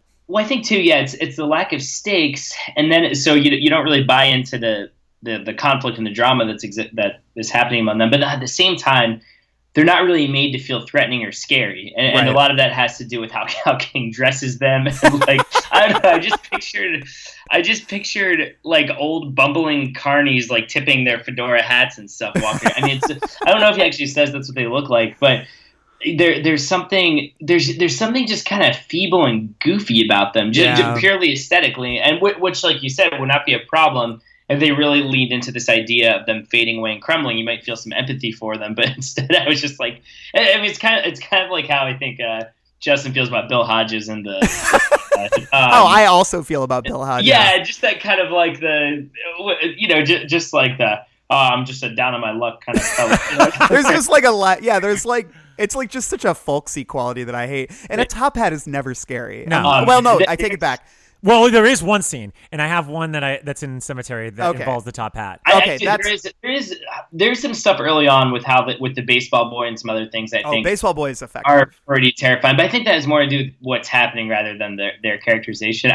This is like such a dumb, obscure reference, but all right, I'll make it quick. So when Bruce Springsteen, I knew you were going to Springsteen with this. This is so silly. When he started doing the Tunnel of Love tour in the 80s, which was really controversial because he mixed up his stage setup, he wasn't playing hits, and he did this whole carnival motif. Like, no joke, because the Tunnel of Love isn't a carnival ride. So in the beginning, it shows like the entire band walking in, like buying a ticket and going on a carnival ride, and then they start playing. And this guy, Terry, I forget his last name, he was like Bruce Springsteen's assistant for a long time. He has a song, Terry song, about him. He's passed away now. But so this guy Terry, he plays like the ticket taker, and he has this like vest on and like a fake cigar, like a bowler that he keeps tipping. And I'm not making fun of Terry, but it's more just like that's what I picture the True Knot looking like this kind of lame carnival charm. Like, hey, you want to do it? I don't know why. Maybe I'm being unfair toward the novel, but like I couldn't get that image out of my head both times when I read it. Well, we can discuss more about the True Knot in a section we like to call Heroes and Villains. I'm gonna have to kill this fucking clown. Welcome to the Losers Club, asshole! Welcome to Heroes and Villains, in which we discuss Stephen King's many heroes and villains. And there are some here as well. Since we're on the True Knot, why don't we keep talking about them? I kind of want to hear more about Terry, though. What's his name? Man, Bruce. He died. He wrote the song Terry's song when he did. It was on Magic, isn't it? Terry McGovern. That's his name. I'll see if I can find. There's footage of the Tunnel of Love tour, and it's like I said, fine for a Bruce Springsteen concert, but that's not what my villains being. But who knows? I may have been projecting that onto them. But was the True Knot for you guys as goofy as I am thinking they are? I think he is, and I honestly think that King feels that way too. I mean, like throughout the whole goddamn novel, he seems to be so self-aware at how ridiculous this story is. Mm-hmm. I mean, there's just so many points where he like has to cop to just how coincidental things are. Mm-hmm. You know, like at one point Dan even has to shrug off the coincidences, and he's just like, I didn't want to bring up that this was another coincidence. And I mean, there's literally an entire section of it on like page 512, 525. The characters, you know, even admit to the fact that this is so ludicrous. I think like even Dr. John, like at multiple times, it's just like, I can't even believe what I'm fucking hearing. And so it's, for me, it's like, I think a lot of that is more tied to the True Knot itself than actually anything else going on in the story. Because if it was a little more grounded, I feel like you wouldn't have to make these self-aware moments. It does feel like there's a lot of heavy lifting required to connect all these stories, you know? Yeah. And I think that's something that bugs me. But so I guess but I will say, I mean, I think that once you get past sort of the bluer, the baser qualities of the True Knot, the orgies and the dumb costumes and like, can't wait for Poundcake. I know, the rampant horniness. Good God. It's like, I think Rose the Hat is an interesting character. I think that there's, you know, the agelessness of that character and the confidence of that character that exists is very interesting. And I don't know, like she annoyed me at first, but I found her to at least be one of the more credible members of the True Knot. The rest of them are just painted so often, aside from Crow Daddy, who is also, to me, you know, he at least strikes me as like a good mid-level King villain. But at the same time, there's just so little we know about them. Whereas like we never really get the fully developed, you know, Crow Daddy or the fully developed appearance. Rose. I think that's the problem, all appearance. Yeah. And like so many of them are just described as being like slovenly, like, you know, I just picture them all like motor scooters, like I don't know. I mean, just like kind of, it was almost like South Park's idea of what old people are like or something. Yes. You know? I don't know. I know that's like horrible, but I just can't picture that as like, walk around with canes and stuff. Not that there's anything wrong with that, and you can make those things scary, but I think because it was so rooted in aesthetic and nothing else, it's, you know, they're not.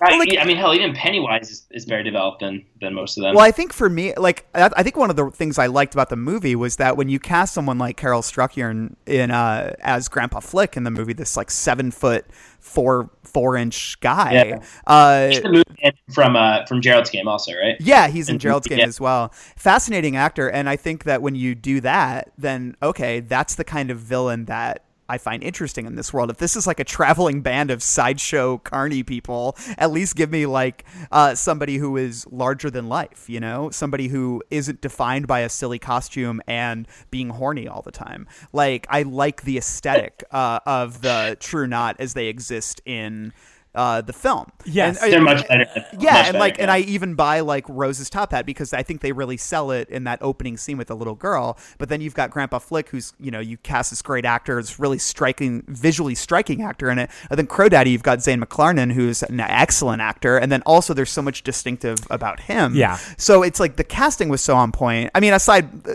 Flanagan doesn't do much to develop anyone beyond those three, really. No, but which like he doesn't need to. Yeah, he does. Yeah. Well, there's I like the woman who picks up in rattlesnake the theater. is pretty Yeah, cool. I was gonna say the girl in the movie theater is interesting. But I actually even like outlined a section in this book, and my notes are: this is a perfect summation of the lunacy of this book, and it's on page 488 of obviously the pocketbooks edition. And this is the line that begins chapter 7 of this section. Steamhead Steve, Baba the Red, Bent Dick, and Greedy G were playing a desultory game of canasta in the bounder that Greedy and Dirty Phil shared when the shrieks began. Is this a James Joyce novel? I was like, what the fuck am I reading? Is this Finnegan's Wake? This It's is just a bunch of insane. nonsense. It sounds like an old Tom Waits song or something. It really does. But how do you not read that and go, what the fuck am I reading? And this is on page 488, so clearly he has, you're in it at that point. But even then, there's just so many sections of this novel where I'm reading it and I'm just like, oof, King, I love you, but I love to Steamhead Steam. Like, I think the constant use of the word Steam, and I think I just kept thinking about the video game platform. Steam games. They're all gamers. And I guess he's saying he's equating it to being addicted to it the way he would heroin. Like, oh, he's a hot pet. But Steamhead Steam it sounds like a fucking locomotive or something. They're all Steamheads too. To your point, why does he get that name? Well, yeah, exactly. It makes no sense. He really likes this. He must Shining like Dan. it. Yeah, I know. Shining Dan. But the thing that's to your point, Randall, is that so if you're seeing these characters on screen and you're not seeing their fucking idiotic names every second they talk, there's a difference there. I agree. When I'm reading these and being like, oh well, Bent Dick said this, and oh, here comes Greedy G makes me laugh more than Bent Dick even. Greedy G, it's like a rapper. Yeah, exactly. Like who are these people? It's like a really bad rapper. Why can't they just pick up Bob or Dan, Bill or I mean, going back to the Springsteen connection, like in like early Springsteen, like that song "Spirit in the Night." It's like me and Crazy Janie making. It sounds like it's just like random ass cartoon names. I was hoping that Outlaw Pete would come out, which is a latter day reference to that's Springsteen. The gunslinger. Yeah. Oh my god! But yeah, I mean, it's just that part makes it very hard. Yeah, it really does, and it doesn't help that they're so endowed in sexual in sexuality and being promiscuous and just being just disgusting fucking people. Like, I mean, he goes out of his way, and I'm gonna go pull up the sections real quick, but it's on page 189. He goes so out of his way to show just how disgusting it is. It's at one point someone's like, it's all about the toilets, darling. The cockasucker don't come until Thursday. Good Lord. Or it's in one hand, in a bright red strappy undershirt. In one, he was like, this is what he says. Mr. Cozy opened it eventually. He was a small man with a big belly and currently encased in a bright red strappy undershirt. In one hand, he held a can of Pabst Blue Ribbon. In another hand was a mustard-smeared brat wrapped in a slice of spongy white bread. Like, fucking Christ, I don't want to be with these people. I know. It's unpleasant. And I think that there's I think it's the thing is when we start with Dan, it all feels so gritty and real, I mean, when we start and we'll talk more about the prologue, I guess, when we actually see Danny with Halloran, some of that stuff for me is in the word processor and in the cemetery and stuff, sort of those early things. But then once we get into him as an adult, there's a gritty quality to it that I find very authentic. Mm-hmm. Him bottoming out and everything. There's that story about him sleeping under the bridge, which you're for a 30 something 40 something guy, that's so sad and so rough, And then when he gets to that town, the way that he characterizes Billy and a lot of the other guys, there's such a warmth to it. This train is there. It's a small town. It's I love these King narratives where people sort of enter into these small towns to sort of reinvent themselves, which is a trope he uses. He uses it in the Institute. Oh yeah. The Institute he's used opens it forever. Yeah. And I love it. I love that kind of thing about this. It's like an old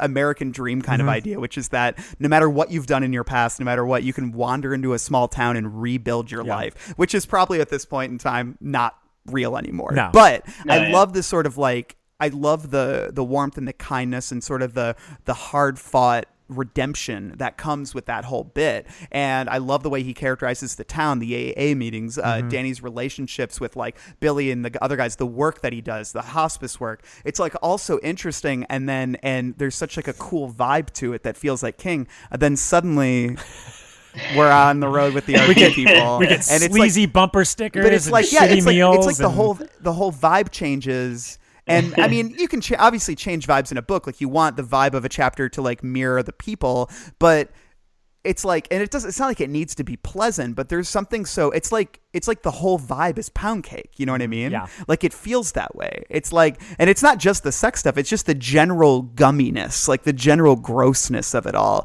The fact that it just feels like it needs a shower, the entire thing. And then you've got the other vibe of the whole Abra story, which feels like we're seeing the origin story for a superhero. Well, it's idealized in a way. Yeah, it's this idealized kind of thing. Yeah. But the way you paint this right now is kind of, I think, his conceit. Sure. I feel, because he talks about how, you know, he describes the people almost like that, you know, he writes that America is this living body, you know, and like the highways are the arteries, and he almost sees them like as a virus of sorts. And so like in his conception of this, as I mentioned before, came from his drives back, you know, to and from Maine to Florida. And his disdain is so like indicative in these quotes. This is from the Bresnikan interview also. Driving back and forth from Maine to Florida, which I do twice a year, I'm always seeing all these recreational vehicles, the Bounders and the Winnebagos. I always think to myself, who is in those things? You pass them 1,000 times at rest stops. They're always the ones wearing the shirts that say, God does not deduct from a lifespan time spent fishing. I fucked that one up. They're always lined up at the McDonald's, slowing the whole line down. And I always thought to myself, there's something really sinister about these people because they're so unobtrusive, yet so pervasive. I just wanted to use that. It would be the perfect way to travel around America and be unobtrusive if you were really some sort of awful creature. And I agree with him. I think that's like a smart idea. Yeah. And I like that you could, you know, using that, we were discussing how like there's this real gross, gnarly juxtaposition that they do feel like the virus that this book tries to posit. However, you also have to spend time with that virus, and you get sick, it's like, and you start coughing. It feels inauthentic. It does. Like, I think that's what it comes down to. Cartoons. And I think, cartoony is a great word. Yeah. Like, I think that's like my issue is when I say like the juxtaposition and the different vibes, I'm like, you know, I know in my head, I'm just like, that's not a bad thing. That is actually a good thing because he's really trying to cultivate the world, but it just feels so inauthentic. It feels like he's trying so hard to make it gross, and he's trying so hard to make it alienating for us as a reader. But the thing is, like, I love King, but there's a little bit of classism in the way he's talking about these people. But at the same time, I also get annoyed when I'm by the people who hold up lines in fast food restaurants because, you know, they're 50 and they still haven't learned how to like order at somewhere. Although I do like the idea of King being in a McDonald's and being annoyed at somebody for holding up the line. I just want to get a quarter pounder. But like, I think that maybe his disdain for this class of people kind of bleeds through in ways that make it cartoony. It lacks the intimacy, the vulnerability, the empathy that he usually has for his characters. You know? And it kind of connects with the way that he views a lot of the conservatives on Twitter right now. Oh yeah. And granted, look, I hate them also, but they come from this got like 10 more 1-star reviews. Yeah, I'm sure they no, they all yes. But the way that I didn't vote for Trump, but I don't like you guys discussing politics. He always says that. Yeah, it's hilarious. But the funny thing is that like that the way that he paints the other side is in such, you know, drastic broad strokes in the same way that he does with the, you know, the true not here. Yeah. So I wonder if there was that sort of, and again, it's like that nationalism that I'm talking about before. I'm wondering if that's something that did get to him. Yeah. Where he's just like, I don't know if this was sort of, I mean, nationalism's been around forever, obviously, but I don't know, I feel like this is pre-nationalism becoming used as a term as much as it is today. Like, do you think that kind of think about the Tea Party? I mean, not to get on the politics, I don't want to lose our followers and stuff. But I mean, I think that the divide pre-Trump was there. Yeah, I mean, look, this was published in the second, you know, term for Obama. Yeah. We can't go down this road because people are going to fucking lose their minds with us. But either way, it was there for sure. But I agree with you, Dan. I don't know if it was that embellished as it is today. But I do see ties. Even people he's seeing in the South. I mean, let's be real, right? A lot of them probably would be affiliated with that in some way. Yeah. Anyway, I'll get off my soapbox now. Well, where do we? I mean, to that, you know, that note, I think Rose the Hat is similarly you know, kind of unjustified with her as a villain as well. I mean, like, she's just painted as this sex object most of the time. Yeah. I mean, like, what depth do you really get other than the fact that she's supposed to have these powers? She wants to get, you know, she wants this MacGuffin, which is Abra. I guess the depth for me comes from, I don't think there's a lot, but I would say that like her and Crow Daddy were the ones I at least found somewhat interesting. Yeah, Crow Daddy because he embodies, and this is more of an archetypal thing. I love Crow Daddy because he embodies one of my favorite King archetypes, which is like the mid-level heavy. Yeah, like the villain beneath the villain. Yeah. You know, and that's like, obviously I've talked about bullies on this podcast a gazillion times, but that's sort of the role that Henry Bowers occupies and Buddy Repperton occupies. Like those characters, like where they are, or like even Lloyd Henry. They are like the right hand of the villains in a lot of ways. And I like those characters because I tend to find them to be, deceptively interesting and Crow Daddy's brutish. Definitely interesting in that respect, for sure. Yeah, but we still don't get that much. And you don't get any real But with relationships. Rose, I think for me, the depth starts to come later when you see the desperation and the fear of losing the steam, losing the people, the whole edifice crumbling, the idea that the walls are closing in on her. Even if that does lower the stakes somewhat, because I never really felt like she was ever a threat, I do at the same time, like, I find that an interesting dynamic, character dynamic, and I guess that's where my interest in Rose like came from, at least later in the book. Early in the book, I really am just like, blah, I know. Although I find Snakebite Andy, like, I almost wish that we spent more time with her as a person, like pre-vampire, because the scene of her with the guy in the movie theater is really cool. It's like really interesting, and it's a really neat way to show that The Shining has multiple kind of arms. Like, you can use it for evil, and I love that kind of concept of this woman who uses it for more nefarious purposes. Although, I mean, she's killing like pedophiles basically, but she's also is she killing them? I can't remember. Or she she leaves the mark on them so that they have to remember forever. So I guess she's not even really using it for evil. Rob pedophiles, I don't give a shit. But it's like but there is something darker about her that I find interesting, and I feel like it's one of those instances where, because Snakebite Andy wasn't immortal, she was just a human with a normal story, quasi-immortal to quote the synopsis, we actually learn more about her past and her upbringing than we do about anybody else in the True Knot. Like, we get glimpses to like how far back the history of the True Knot goes, but we don't get intimate character details like we do with Andy. And that's one of the reasons I get bummed out, because Snakebite Andy's character almost functions just to show the process of turning someone into the vampire, and then she kind of just drops off. She's around, she's part of like the climax and everything, and when she dies, it's an event, but it's more of an event in the movie than it is in the book. She's literally Ellen Page from Inception in this book. Which is a bummer, because I find her out of the True Knot to be the most interesting. I do too, and which is why when she perishes, it's actually affecting, because you're like, oh, I do wish you were able to stick around a little bit more. But it's like the empathy's not there because we didn't spend enough time with her, but like the sadness of her dying is like, oh, I would have liked more from that character. Exactly. Which is kind of like an issue with Latter-day King for me. I've noticed this in the Institute too. And I guess when I say Latter-day King, it's like, I'm not talking about 1122 or Under the Dome, which are like two books I absolutely love. And characters are just really they're so vividly drawn. It's like, I just think about the Institute and Elevation and The Outsider. Those are books that I like, but not Elevation, but like, these are books that I like, but the characters aren't as rich as they could be. Like the villains, especially, I want them to be like more imposing. I want them to carry more layers, to embody more archetypes. I want them to like do all the things that King villains used to do. Whereas, because then I think about Under the Dome, where you've got Junior, who's like, to me, like one of the best like King, classic King character. Oh, I love him. He's such a great character. Like, just so fucking evil. But man. To be fair, two of those books were manuscripts from like the 70s. I know, right? I know. So I wonder if there were, the diamonds were already there. The diamonds were already there. I guess should we get off the True Knot? Yeah, let's get off the True Knot. Let's talk about the good knot. I think we need to refer to them as the True from here on out. The True Knot. Don't they say it? Is that what he calls in the book, right? Yeah. True. The True. Yeah. Hey, the True. One of our listeners got mad at us and he said, like, you guys aren't even down with the True, are you? Or something like that, like in the comments. It just made me laugh. I was like, not really, sorry. Yeah.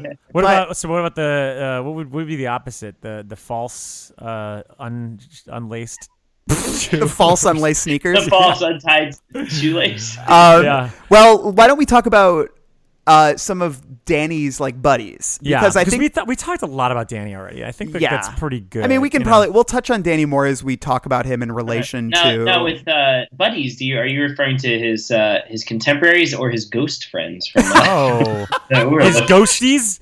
His ghosties. I think I'm actually interested because.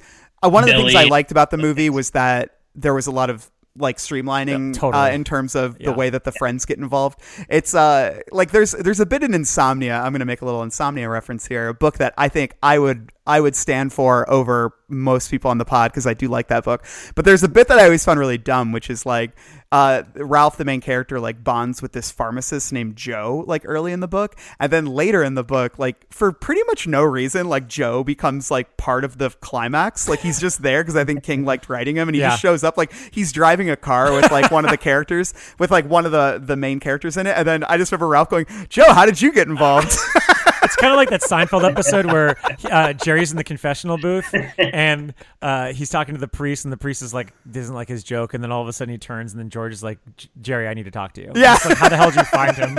And I guess for me, I actually quite like Dr. John and Billy, and who's the guy who is like his sponsor, Casey? I believe it's Casey. Oh, that's right. Because in the movie they fold all that into it. Which is smart, to be honest. Yeah, it is. Yeah. But I'd say in the book, I like those characters in terms of being a support system for Danny. I think, and they're part of the narrative that I really respond to in the book, which is Danny's recovery. Which in a case where someone's getting sober and going to meetings and everything, it probably wouldn't just be one guy like it is in the movie. No. You would have a whole network of that. Which I just think that suits a book a little bit better than it does. Yeah, I kind of wish that King would have gone full Our Town and just like would have just spent like 300 pages with like I would have been into that, different sections of this town.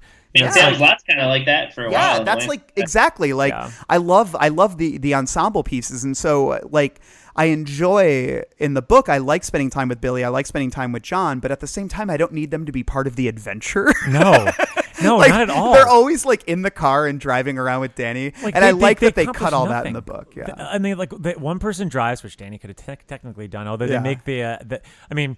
King goes at great lengths and great pains to explain that, like, well, if we have two people, we could make this trip overnight, and this is why I'm here, and all this other stuff. But yeah, for me, I do prefer the way that Flanagan streamlines this all in the end, because like Dr. John at some point becomes just totally ineffective. It's like because you're right. Even his advice is just like.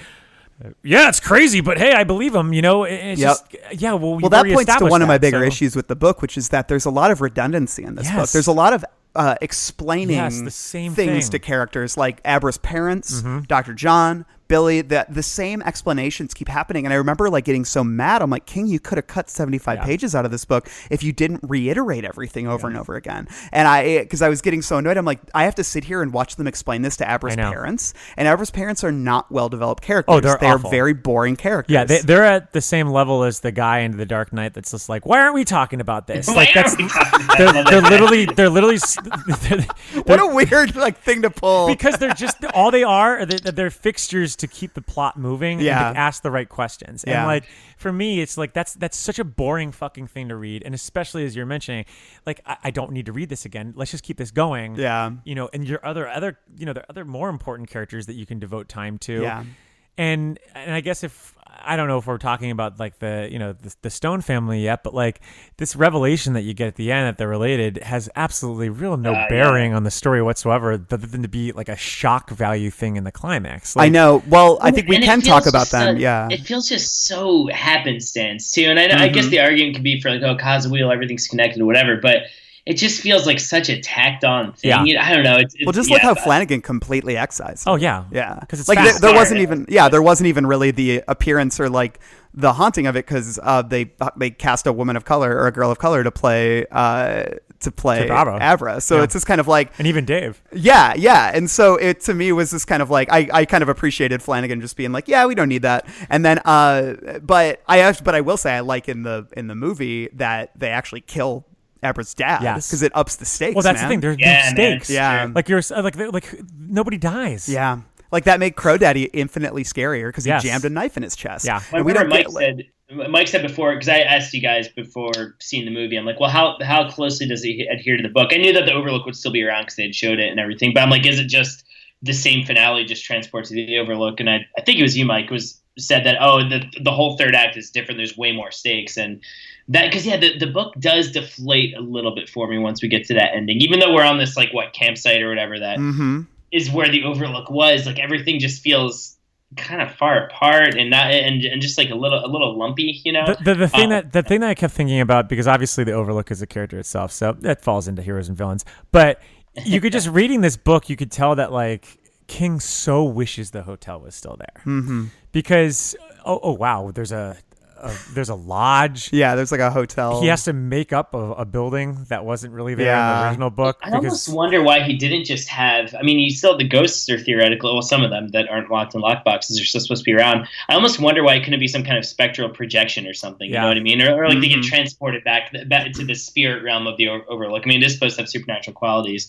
But I don't know. I mean, like. He does it to an extent. I mean, he finds ways to get the Overlook in there, but yeah, it's just not quite the same. Like taking place in this camera. But just think about even the final showdown. Like you're on some deck. Mm-hmm. Like there's nothing really like it's so X-Men-y. Yeah. Like you're on the Statue of Liberty or some sort of like boat. It just has no resonance. I mean, like you can tell us a million times that we're where the Overlook once stood, but we're not in the Overlook, so it's not the same. And so I did like the idea image, and I'm sorry for jumping around, but now that if we are talking about that area, but like if like when Ghost Jack comes around and it's almost like he's like looking out and seeing like, oh, this is a good view or something like that, you know, like we'll talk more about that later. I definitely have that quote written down. And so I guess for me, I think I like Billy. I like the AA guys a lot more in the book, but I also like in the film how they're pared down. Especially, hey, you get Bruce Greenwood as Dr. John. Hey, man, that's money in the bank right there. It is money in the bank, and Bruce Greenback because we always rake in the cash. We got a little. But I guess I just get annoyed in the book that they're always there for like all the supernatural aspects of it, which I'm like, I don't need that. And also like their priorities are kind of fucked. Like, you know, so Dave is so worried about like telling his wife, like Lucy, about the fact that like, oh, I lied to her and now our marriage is gonna go crazy. And it's like, dude, your fucking your daughter is that was kidnapped. Bizarre. Why are you worried about this? And then like Lucy's getting all upset about like ridiculous shit that even after all the stuff that had already been told to her, it just was like, who are these characters? Like they're so like one note, they're so surface level, and yet we're supposed to have this big revelation with them. I mean, like even like the connection that she's supposed to have with Danny Torrance when they're talking about the family tree, it's so it's just so exposition driven that like there is no real depth to the discussion, and neither is there any depth to their bond. Well, what do we think about Conchetta? Oh yeah, I mean, the grandmother? Great grandmother. Great grandmother. Yeah. I maybe wouldn't have minded it as much if we didn't have to spend like 10 pages on her past, which I do not care about in any way, shape, or form. Yeah. Like that was, I think, I remember when I was like, what book am I reading now? You know? And the fact that we kept coming back to that character, I'm like, I do not care about this character. Because she's not even linked to the whole Torrance thing either. Yeah. So what the hell is going on? It's about another grandma, the other grandmother.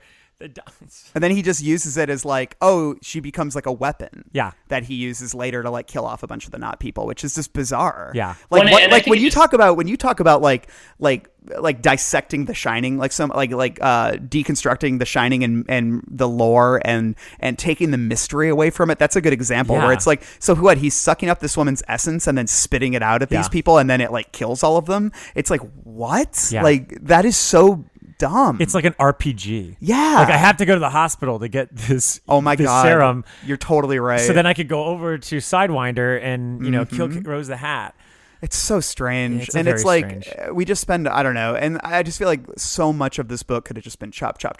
Yeah. Like you could have cut it down so much. It's just over because it's funny because even though it is tied to, like you said, King's most famous book, it's a fairly small story, I think. You know what I mean? Yeah. Like as far as like the quest and the just what the main characters are trying to do. And it's a small story with a lot of characters, and I think that having one more, especially in that prominent role, just makes it feel overcrowded a little bit. Like if you think about the Dead Zone, which is similarly, well, I mean, it's kind of small in scale, but it becomes about assassinating this guy who is going to maybe destroy the world. But with that, I mean, it keeps things pretty small. And Dead Zone's a little bit different because Johnny's kind of jumping from place to place. But exactly, it's a little more episodic. Yeah. And with Conchetta, I just feel it just.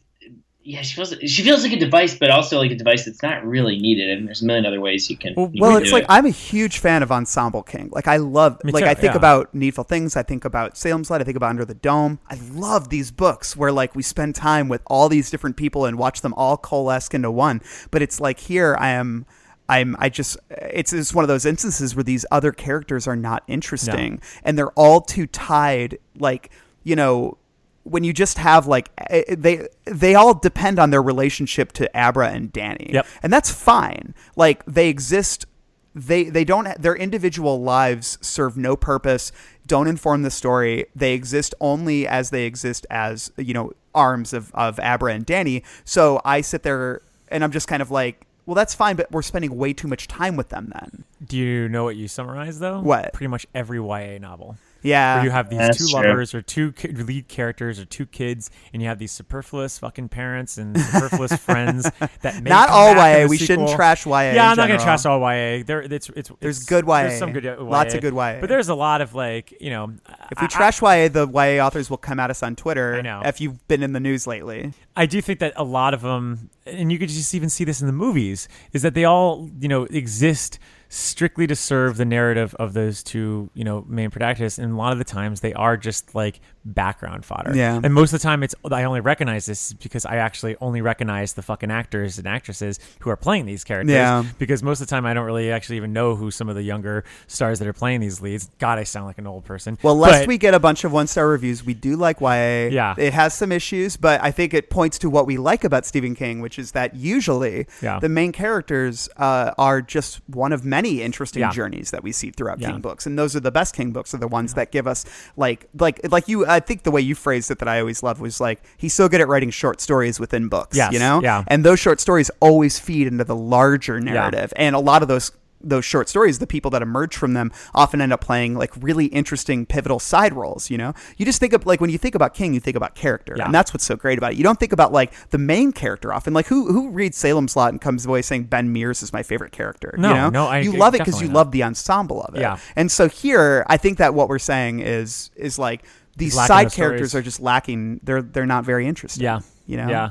I mean, honestly, it's telling in the sense that like most of this heroes and villains section is us just summarizing different sects, or tribes, shall I say? Well, should we talk about like the way Halloran manifests in here, the way Wendy manifests in here a little bit? Yeah, I mean, like I think that for the most part, it's kind of interesting that there was so much debate about whether or not Halloran has to be alive, because he's pretty much like a ghost for the most part in all this story anyway. The debate about him being alive had to do with whether it was a sequel to The Shining, book, or Shining the movie. I know, but I mean, but even in the Yeah. book, he kind of feels almost like a spiritual presence more than an actual real character ever. Yeah, that's true. Even when and it is kind of he's not there. He's not there for a lot of the time too. No. Yeah, and it is anticlimactic when Danny's like, "I need to talk to Halloran," and then he's like, "Oh, he died like 13 years ago." Whereas in the movie, it works really well in the sense that he appears, in that way. Although I will say, is it through the patient that Halloran speaks to him? Yeah. That's a great sequence. It's a cool scene. I love that. Yeah. And so I actually quite like how Halloran manifests here, and I like him as a spiritual presence. I think that it's a little hokey, but I think it works in the context of this. And I think it does, the idea that he's alive in the books, it does warm my heart that he carries on having this relationship with Danny, and he still mentors him, after they leave the Overlook and everything. Yeah. Like as much as The Shining, is great because it exists in this claustrophobic space, I actually will say, like, I love that intro. I love the prologue and seeing them outside of the Overlook living, engaging, and Danny sort of trying to readjust to life after that. It does broaden the story in an interesting way for me. Yeah, and it connects with the ending of The Shining. Because that's where we left them. You know? Always remind me of the ending of Jurassic Park for some reason. Oh yeah, where they're like hanging out by the pool. Yeah, and like I remember they're away that from in the Jurassic park and Park, everything. And then they hear about the chickens in the woods and stuff like that. But either way, I do love these sections even more so than just strictly nostalgic purposes, because nostalgia definitely factors in the idea of like, oh, we get to see some of these older characters and see where they went and everything. But I wish we spent more time with Wendy. I do too. But it's still, it still works. It's like, well, just because we learned so little about like how she died and what really happened to her. We hear a little bit about it, but I would really like to know like what she was going through. And I do like that the book, Danny sort of reckons with that. He reckons with the fact that his mom was kind of ruined by Jack, and how sad that is. A better book is you don't have Abra. Yeah. You don't have any of these stories, these true not scumbags.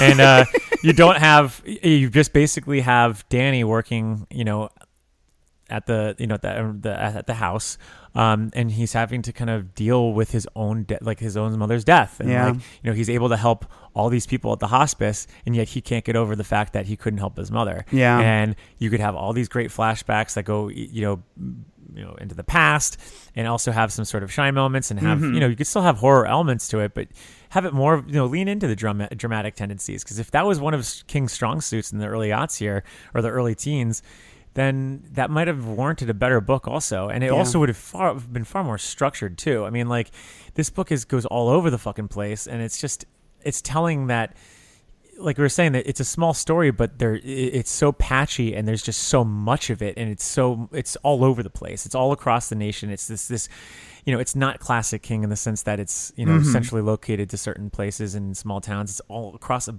bunch of small towns, and I think that had he maybe focused on the grief that he felt from his mother dying and not being able to do it, might have warranted a better book. I mean, that's one thing that is a criticism. Yeah, I wish that the sequel to Shining had reckoned more with Wendy than what we eventually get. Yeah. So yeah, I don't know. Dan, how did you like visiting with Dick Halloran again? Yeah, I mean, I feel like it's such a blanket praise for me to make, but all the Shining stuff in the book, I think, is handled really, really, really well. I wish there was more of it, to be honest. And I think it is. I think King uses that as a gateway without succumbing to fan service in a really nice way. I mean, I do agree with you that his death does feel a little like anticlimactic, but I don't know. Do you guys think that was, honestly? Do you think it was to match it up with the movie in case they were going to make a film adaptation? Like, do you think that was going through his head at all? No, I think he just realized that Dick was way too old. Yeah.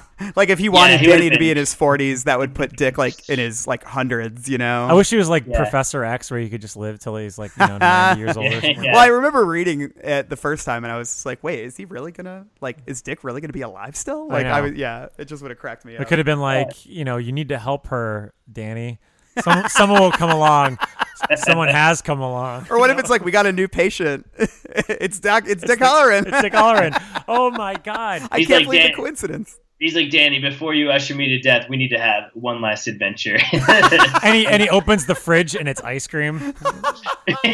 Just eating, like, all right. I knew you was coming. but yeah, no, I really like the. I don't know. I like the implementation of all the Shining stuff in the book. I mean, I don't know. It makes sense that we get away from it at a certain point, But for me, Danny's demons, right? They come directly from the hotel. Yeah. And I know the novel isn't necessarily about him conquering alcoholism, because he kind of does that. I don't know, the first third of it or whatever else. But I know, I think they're good. They're just good vehicles for the past and demons, and like how a child would deal with trauma. And I think King handles all that really elegantly, actually, and very complexly too. I feel like he sort of demystifies the ghosts a little bit. Like, they're still scary, but I like how it shows how an adult would deal with that as opposed to a child, and that actually makes them complex. It makes them not just ghouls. It makes them it really makes them feel like tied to Danny's psychology in a way that I think the vampires never do. And for Abra also too. Like, I don't think the vampire. I don't know. Maybe he's trying to draw some parallels between how he learned to deal with the ghosts from the Overlook with how Abra could learn to deal with the vampires, but it never quite feels synced up. So no, because they're still there. Yeah, no, like exactly. In the sense, but you missed a chance to go from ghouls to fools. I will say. They're no more ghouls than they are fools. I could see like Vincent Price coming out. As we're wrapping up Heroes and Villains, do we have anything more to say about Abra? I mean, she's a major character, and I think that it's not that I find Abra like, I don't want likability to enter into this, because that's always dumb. But I find her to be, like the word spunky was used in one of the synopses, which is a little silly, but she is like a lively presence. Like, she's not boring. It's just that you made a face when I said that. I find her confusing because, first off, again, and this goes into the self-awareness of it all, but King has to take, so many delicate steps to make it seem as if this is not some sort of like pederast nerd. I have stuff about that later. With between Danny and Abra, and then once you finally get there, then you have to contend with like, well, it's weird, and the parents now have to understand it. So it's like this sort of redundancy. So like, because of that, you're only ever really getting that sort of like surface level friendship there too. And granted, by the end of it, you do feel like they have some sort of connection, but like not really. Like I never really. I mean, I feel like honestly, Danny and Dick in the short amount of time they have more of a connection than Danny. I agree. And Abra here, and they're fucking related for Christ's sake. So like, and also like King just. King struggles sometimes to write kids, and like in this one, she comes off so like quote unquote badass. Like they're trying to like make her so like quote unquote badass, and like even like in weird scenes where she's like talking to Rose the Hat, I can't really believe that she's like a young kid. Yeah, either. And when she's all sassy, like when she's always throwing out like and there's a lot of like I think I have that in one of my sections, but there's a lot of people just yelling like "fuck you" at each other in this, or like "fuck off," and I'm just like bitch girl, little bitch girl, and it's like Rob Zombie dialogue. Yeah, it's like Rob Zombie dialogue. Fuck off, fuck you, fuck you, and I'm just kind of like, you're better than this, King. Like I know you say things, you write things like Jahoobies, but it's like he does in this book. He does say it makes a comeback. Yeah, we have it. Oh God, clap an eye to. That was the finest of Jahoobies to clap an eye to. Oh God, well, Lawrence Crockett. Never forget. Anything else about characters within this? Yeah, I mean, like, I guess like I wanted to pull out the one thing with the Abra thing with the dialogue, but I don't really have to, I guess, because it's just this is gonna be a misery. I'm saving it for misery. Save it for misery. Well, that's where we're going next. Oh my God, really? Yeah, I'm feeling a little miserable. I think it's time to head to Annie Wilkes' place in Colorado because it's time for misery. She died. She just slipped away. Slipped away! Slipped away! She didn't just slip away! You did it! You did it! You did it! You did it! You did it! You murdered my misery! Eddie! Welcome to Misery. This is a section, and if we trust that we're going to be talking about more positive things in a little bit. Misery, though, is the section where we kind of talk about some of the things that we find a little sillier in this book. This isn't Poundcake. Poundcake is where we talk about, well, I guess that's the really silly stuff. Misery is the stuff that just made us miserable. Just made it miserable. Just like, what are you doing here? Yeah. Does anybody want to begin? Well, I guess I'll lay this off. There are just points of dialogue that just felt atrocious to me. To the point where like I couldn't believe I was actually even reading King. There's a part where Rose, it's on page 541 again of the pocketbooks edition, where they're basically like Rose and Abra are kind of talking to each other on the phone, and Abra literally details like this like whole Shakespearean back and forth, but then goes to the lengths to show and talk about how she knows about the Shakespearean quote, as if anyone would ever like say, well, I heard this quote from my teacher. And that was bizarre. I mean, like, look at this is insane. It's like, oh God, it's ridiculous. It's like the crow knew Shakespeare, the bitch girl said. He quoted some to me not too long before I killed him. I know a little too, because we had a Shakespeare unit in school. We only read one play, Romeo and Juliet, but Mrs. Franklin gave us a printout with a whole list of famous lines from his other plays, things like To Be or Not to Be, and it was Greek to me. Did you know those were from Shakespeare? I didn't. Don't you know that? Don't you think that's interesting? It's like, shut up. What? Why are you saying all of this? It's one of those moments King has every now and then where you're just like, wow, he's really letting her go on for a while. You'll just get to these stretches where characters are talking. They didn't stand a lot. They're just talking for a really long time. Like, oh, wow. I just feel like the ending of Wayne's World 2. Kylie Curran had to say that. I know. Oh my God, it would be insufferable. Like, I just have to say, I can't believe we didn't lead off Misery with what might be one of the most miserable moments in all of King, which is the fact that baby Abra predicts 9/11. Oh yeah, okay. We should have. I do have that. I do have that on here. The ridiculous 9/11 prediction, which is, and not only does she predict it, but then Rose the Hat and the True Knot are literally watching it unfold live also, which I guess they would have some sort of notion to know that they could kind of suck out steam from the there you go, the ashes and whatever. But no, like I have the quote is so funny, but like so basically the parents both have a dream about it, like where they see like written on her. Yes, it's like 11. Yeah, like, I have I got the section if you want to. Like, yeah, it's on page 112. And like, let me look it up real quick because it is like ridiculous. And I just like, so the baby's like sobbing, like it won't stop crying and they don't know why. So they bring it to the hospital and the doctors can't figure it out either. And so it's this like endless thing. But then they have these dreams, or maybe it was the night before they had the dreams where they saw like 9 and 11 written on. But Abra lay on the floor. She was naked, her eyes swimming with tears, stared at her mother, written on her chest in what looked like blood was the number 11. Oh God. And then later on it's like Abra was naked, written on her chest was the number 175. And then they make, the connection based on all the numbers that happen. But yeah, because like when somebody says, I just wrote down the quote, "A passenger jet hit the World Trade Center," Dalton said, "and no one thinks it was an accident. That was American Airlines Flight 11. United Airlines Flight 175 stuck in the Trade Center South Tower 17 minutes later at 9:03 a.m. At 9:03, Abra Stone abruptly stopped crying. By 9:04, she was sound asleep." It's like, what are you doing? Oh, God. And this is 2012, 2013. Yeah. Like, maybe this was forgivable in like 2003 when everyone was trying to do like 9/11 narratives, trying to left process and right and stuff. But like, it was very strange. Yeah.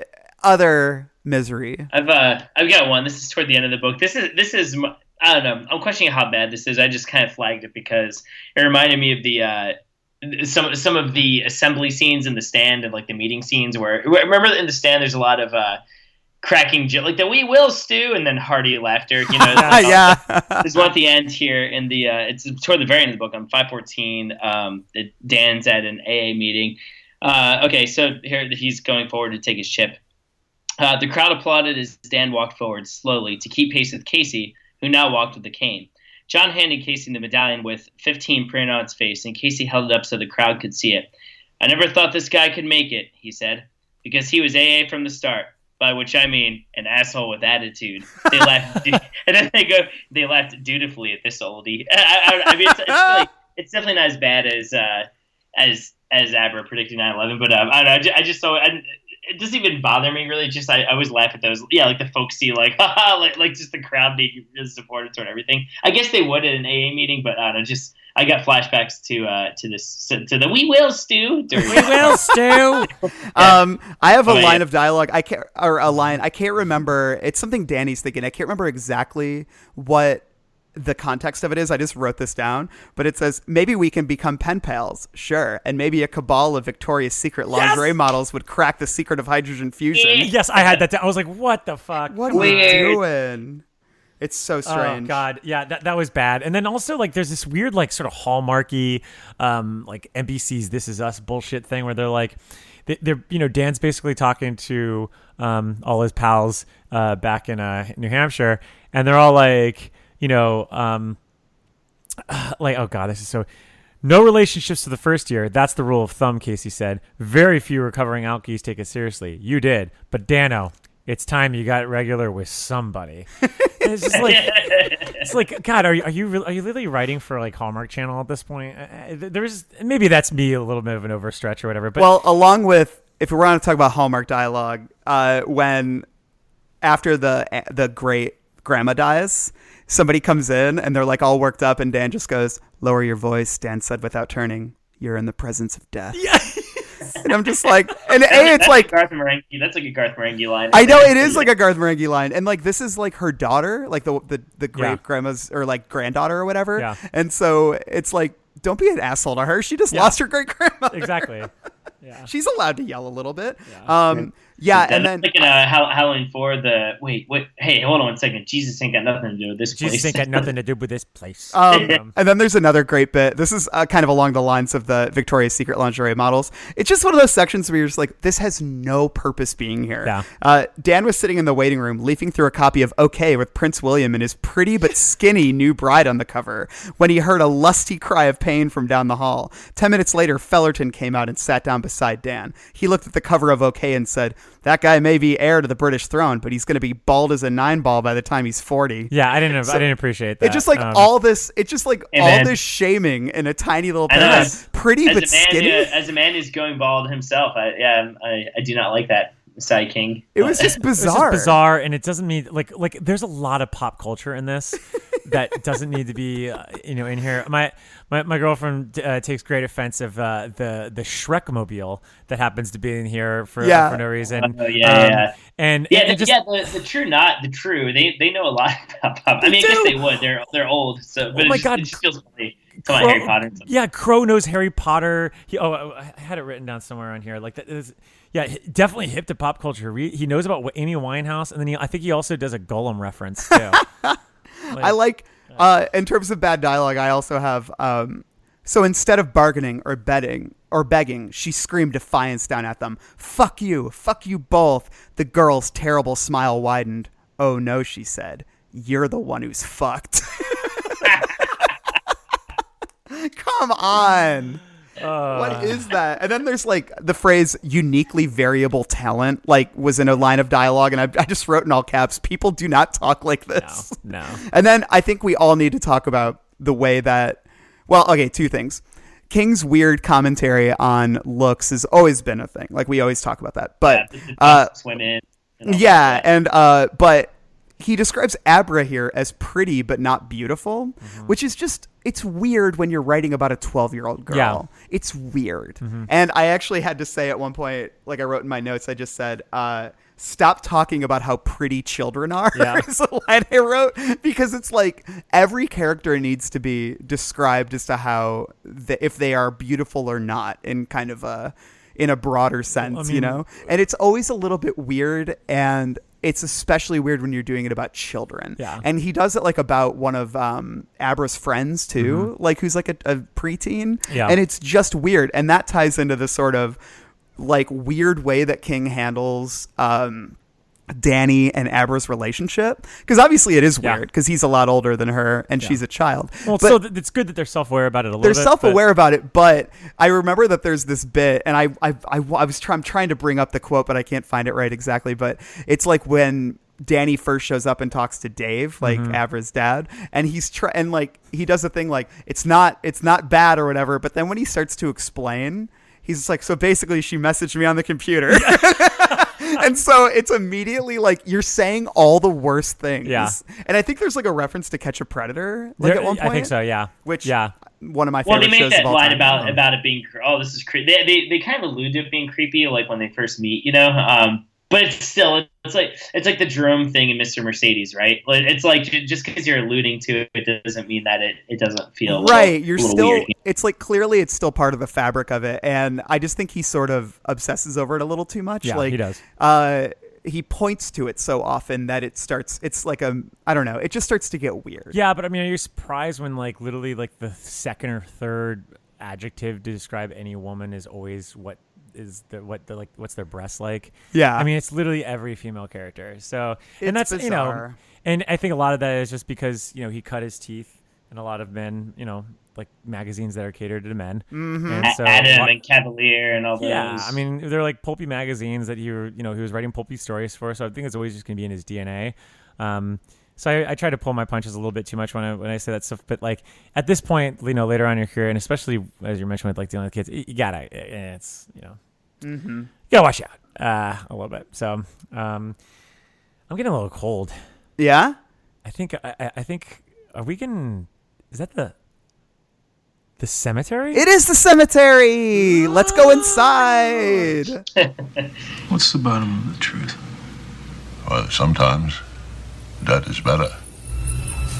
The person you put up there ain't the person that comes back. It may look like that person, but it ain't that person.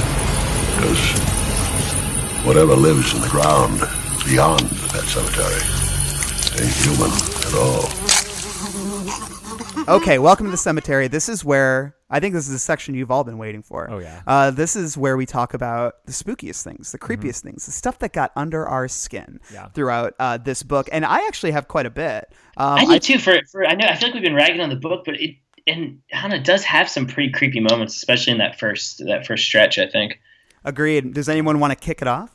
Do I go for it, Dan? Go for it. I got one. So this is this whole sequence is pretty freaky. This is after one of their feedings, but this is just a really subtle thing. It's on page 100 at the end of chapter 2. It says talk about the true, not the true, getting back on their travels. At 4 o'clock, they trooped back to their encampment in the parking lot, invigorated. They would return the next day, and the day after that, and the day after that. They would return until the good steam was exhausted, and then they would move on again. By then, Grandpa Flick's white hair would have become iron gray, and he would no longer need the wheelchair. It's not super graphic, but I actually think that's like a nice subtle little trip to the cemetery. Just talking about, and I think when the steam is talked about in those kind of terms, it's a little bit more palatable to me. Yeah.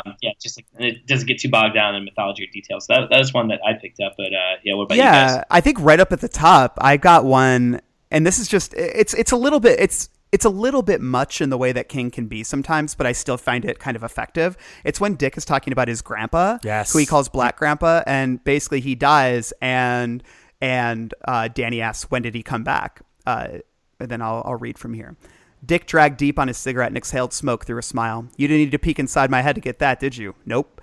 6 months later, I come home from school one day, and he was laying naked on my bed with his half-rotted prick all reared up. He said, you come on and sit on this, Dickie Bird. You give me 1,000, and I'll give you 2,000. I screamed, but there was no one to hear it. My ma and my pa, they was both working. My ma in a restaurant, and my dad at a printing press. I ran out and slammed the door, and I heard Black Grandpa get up, thump, and cross the room. Thump, thump, thump. And what I heard next, fingernails, Danny said in a voice that was hardly there, scratching on the door. That's right, I didn't go in again until that night when my ma and my pa were both home. He was gone, but there were leavings. Yeah. So that whole section to me was really unnerving. Terrifying. And then later, there's more of it that goes on, but that section to me, like, I don't know, he talks more about seeing his grandpa and like he had his zipper open, his dick was hanging out. It's just like, it's really gruesome shit, especially when you frame it like that this is springing from a part of his mind from when he was a little kid, Especially like the way that he describes, Black Grandpa's ways at the dinner table too, with like the pudding and putting the cigarettes in. It's just like so gross. It reminds me of like something from like Nothing But Trouble or something. It's just like this like foul sort of behavior even in life. Yeah. And then when you get to that finally, you're like, oh God, this would be an awful ghost. Yeah. Because this guy's just like absolutely terrifying. And one of the things that the leavings is interesting because I don't recall, I mean, obviously there are artifacts all across the Overlook, but like the idea of their residue being like that's a really creepy something part really creepy of Miss Massey. Yeah. Like the fact that she leaves like slime. Ugh, it's so gross. Oh God. One of the sections I have is could actually almost be construed as a word process to the gods, but this is on page 86. This is when Danny's walking home around Frazier. The sky had scummed over with clouds. Billy looked up at them and sighed. I hope to God it don't show and blow as hard as the radio says, but it probably will. I found you some boots. They don't look like much, but at least they match. Dan took the boots with him when he walked across town to his new accommodations. By then the wind was picking up and day was growing dark. That morning Frazier had felt on the edge of summer. This evening, the air held the face-freezing dampness of the coming snow. The side streets were deserted, and the houses buttoned up. Dan turned the corner from Moorhead Street onto Elliott and paused. Blowing down the sidewalk, attended by a skeletal scutter of last year's autumnal leaves, was his battered top hat, such as a magician might wear, or maybe an actor in an old musical comedy, he thought. Looking at it made him feel cold in his bones because it wasn't there. Not really. Mm-hmm. Like, oof. Yeah, that's good writing. Creepy. Yeah. Dan, do you have another? Well, I don't have to read it, but just the whole killing of the baseball boy. Yeah, I mean, it's only 2 pages. I won't read it, but it's in the first edition pages 166 and 7. And I don't know, that's what's weird because even like in that moment to me, the True Knot is really terrifying. Oh, absolutely. But I'm almost not seeing them like I do the rest of the novel, if that makes sense, but like they almost feel like different characters to me. And they just talk about the boy lasting a long time, and they actually went pretty. I mean, the movie too. They went pretty far with that. I was happy they did that because I feel like it's so vital to. Yeah. Even though they talk about Greedy G in the middle of it, it still works. Yeah. Greedy G placed a knife into one of these. Greedy G placed a knife. They talk about the kids. He screamed until his vocal cords ruptured. Yeah, that's and his cries became husky barks. That's so unnerving to me. And then just at the end, at dawn they buried the boy's body, then they moved on. I mean, I think the horror and the strength of this book comes from when King is being really economical with his language. I mean, you could say that for a lot of his novels, I think, and just the fact that they really are treating this little kid like food. I mean, they're viewing him as meat, nothing else. And so that sequence really does still get to me. But it is funny because I do feel like most of the cemetery stuff is pretty front loaded in this book. There's a lot of it. Oh yeah. But I feel like I had like almost nothing from the second half, I don't think. Yeah, I would say another one that is related. This is an early one, but it's related to the baseball boy because it's the transformation of Andy. And I just think there's like some sections in it that to me really worked for me. And so it's when they're all chanting around her and she's like right at the beginning of the transformation. And but Andy lost track of it there. The silvery stuff settled over her face, and it was cold, cold. When she inhaled, it came to some sort of tenebrous life and began screaming inside her. A child made of mist, whether boy or girl she didn't know, was struggling to get away, but someone was cutting. Rose was cutting, while the others stood close around her in a knot, shining down a dozen flashlights, illuminating a slow-motion murder. Andy tried to bolt up from the recliner, but she had no body to bolt with. Her body was gone. Where it had been was only pain in the shape of a human being, the pain of the child's dying and of her own. And that to me was like good writing, spooky, and just the general idea of the dozen flashlights like all around her is like really disorienting and really freaky. I love that. Yeah, one of the things that I really appreciated here, going back to what you were saying before with him exercising a little restraint, are in just like the quieter moments. I really liked a lot of this stuff with just Dan being on his own, and as I mentioned with my previous anecdote, and this one is it's a section I don't want to read it all, I guess, but it's on page 92, and it's like when he wakes up for a second time in the middle of the night, and he sees that there's nobody in the bed, and the wind's blowing, outside, and yet he still feels there's a presence. I'll just read the ending section. He went to the bathroom, then whirled and looked back as if expecting to surprise someone. There was just the bed, with the covers now lying on the floor at the foot. He turned on the lights over the sink, splashed his face with cold water, and sat down on the closed lid of the commode, taking long breaths, one after the other. He thought about getting up and grabbing a cigarette from the back, laying beside the book on the room's bedside table, but his legs felt rubbery, and he wasn't sure they'd hold him. Not yet, anyway. So he sat. He could see the bed, and the bed was empty. The whole room was empty. No problem there. Only it didn't feel empty. Not yet. When it did, he supposed he would go back to bed, but not to sleep. For this night, sleep was done. Because there's been so many, like that's part of the reason why I think Hereditary is so scary, because it captures that feeling of like when you're in the darkness and you know that you can see that there's nothing there, but it like your mind is just impressing upon the fact that like something is there. Mm-hmm. And I guess in this sense it's just Abra, so it's not really scary in hindsight, but it's, well, I guess it's kind of still early off, so it might not be Abra. It might actually just be his the spiritual presence. But yeah, that the little things like that got to me, because that's one of the reasons why The Shining was so scary to me in the first place. It's the stuff that you don't see. It's the stuff that you think about later on. Mm-hmm. And so that definitely chilled me. Did you have any other, Dan? No, that's it. I think that's it for me. I mean, I think there are little things within all the, but I feel like we highlighted all the good sections. Oh, I had one more. I thought it was actually kind of creepy the way Abra played the Beatles at night, and like the parents could hear it in the bed, like downstairs. Like how you just heard the piano start playing and Abra's still upstairs. Like just putting myself in their position, and just knowing that this piano is playing automatically downstairs, it's just terrifying to me. Even if it's a great song by the Beatles, but and then also just the idea that.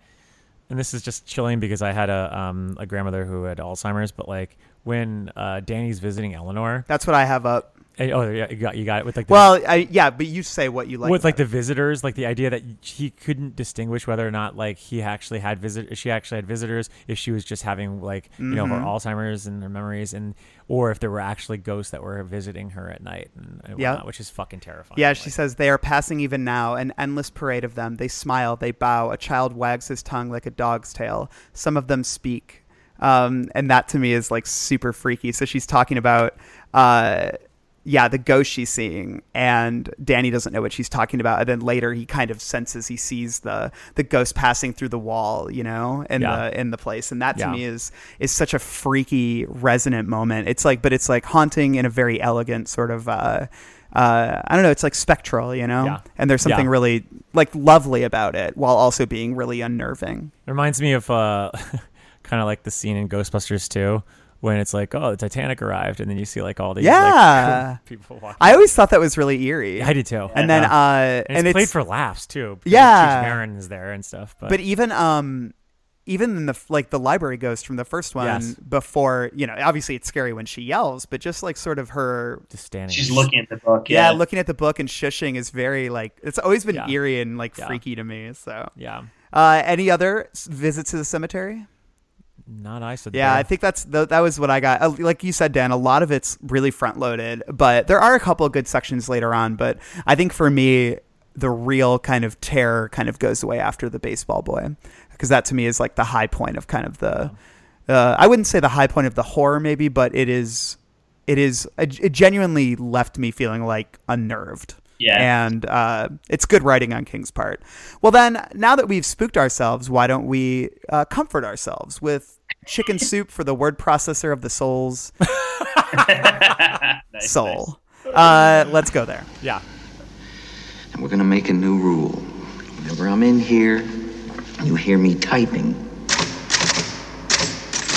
Whether you don't hear me typing, what the fuck you hear me doing in here, when I'm in here, that means that I am working. That means don't come in. Now, do you think you can handle that? Yeah. Fine. Why don't you start right now and get the fuck out of here? So this is the section where we talk about bits of writing that we thought were really lovely. And I actually have quite a bit here as well. Mm-hmm. What do you guys have? I've got on page the one there's some good writing here. No, but the one I picked out was I guess from the first half of the book. Just because I want to make sure we had some stuff about Dan's alcoholism, which I think it makes sense why King could capture that well, right? Because he struggled with the same things. This is on page 191 of the first edition. It's just talking about how he got sober and something he noticed. He had noticed an odd fact during his years of sobriety. When things in his life weren't going so well, the morning in 2008 when he had discovered someone had smashed into a window of his car with a rock came to mind, he rarely thought of a drink. When they were going well, however, the old dry thirst had a way of coming back on him. The night after saying goodbye to Billy, on the way home from Lewiston with everything okey-doke, he spied a roadhouse bar called the Cowboy Boot and felt a nearly insurmountable urge to go in, to buy a pitcher of beer and get enough quarters to fill the jukebox for at least an hour, to sit there listening to Jennings and Jackson and Haggard, not talking to anyone, not causing any trouble, just getting high, feeling the weight of sobriety. Sometimes it was just like wearing lead shoes, fall away. When he got down to his last 5 quarters, he played Whiskey Bent and Hellbound 6 times straight. And part of why that resonates with me is because, King talks at length about his addiction issues with both, with cocaine and alcohol and everything.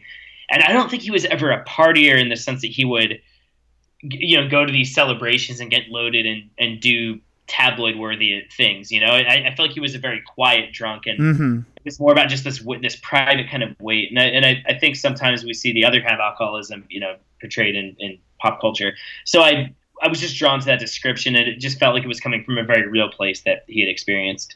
Well, yeah, and like along those same lines, I had some of his alcoholism kind of centric chapters highlighted as well. And what I think really resonated for me, and it was really sad as well. Like what I really loved about it was the way that King captures the different shades of alcoholism, and one that really got to me was when Dan, I think it was when I can't remember if this is when he was under the bridge, but this is like when he basically, his life is complete shambles, but it's him writing about this one moment when he's happy within all of it, like when all the dots of his addiction are connecting. I'll read it right here. The moon was rising over the river. The blanket was spread out behind him. Soon he would lie down on it, pull it around him in a cocoon, and sleep. He was just high enough to be happy. The takeoff and the climb out had been rough, but now all that low-altitude turbulence was behind him. He supposed he wasn't leading what straight America would call an exemplary life, but for the time being, all was fine. He had a bottle of Old Sun, purchased at a liquor store a prudent distance from Golden's Discount, and half a hero sandwich for breakfast tomorrow. The future was cloudy, but tonight the moon was bright. All was as it should be. And I think like that's that moment for an addict where it's like, I know I have a problem, but this all feels so good right now, you know? And there's something kind of lovely about the way he frames it, even though it's a guy who is like in the throes of his addiction. Yeah. Yeah.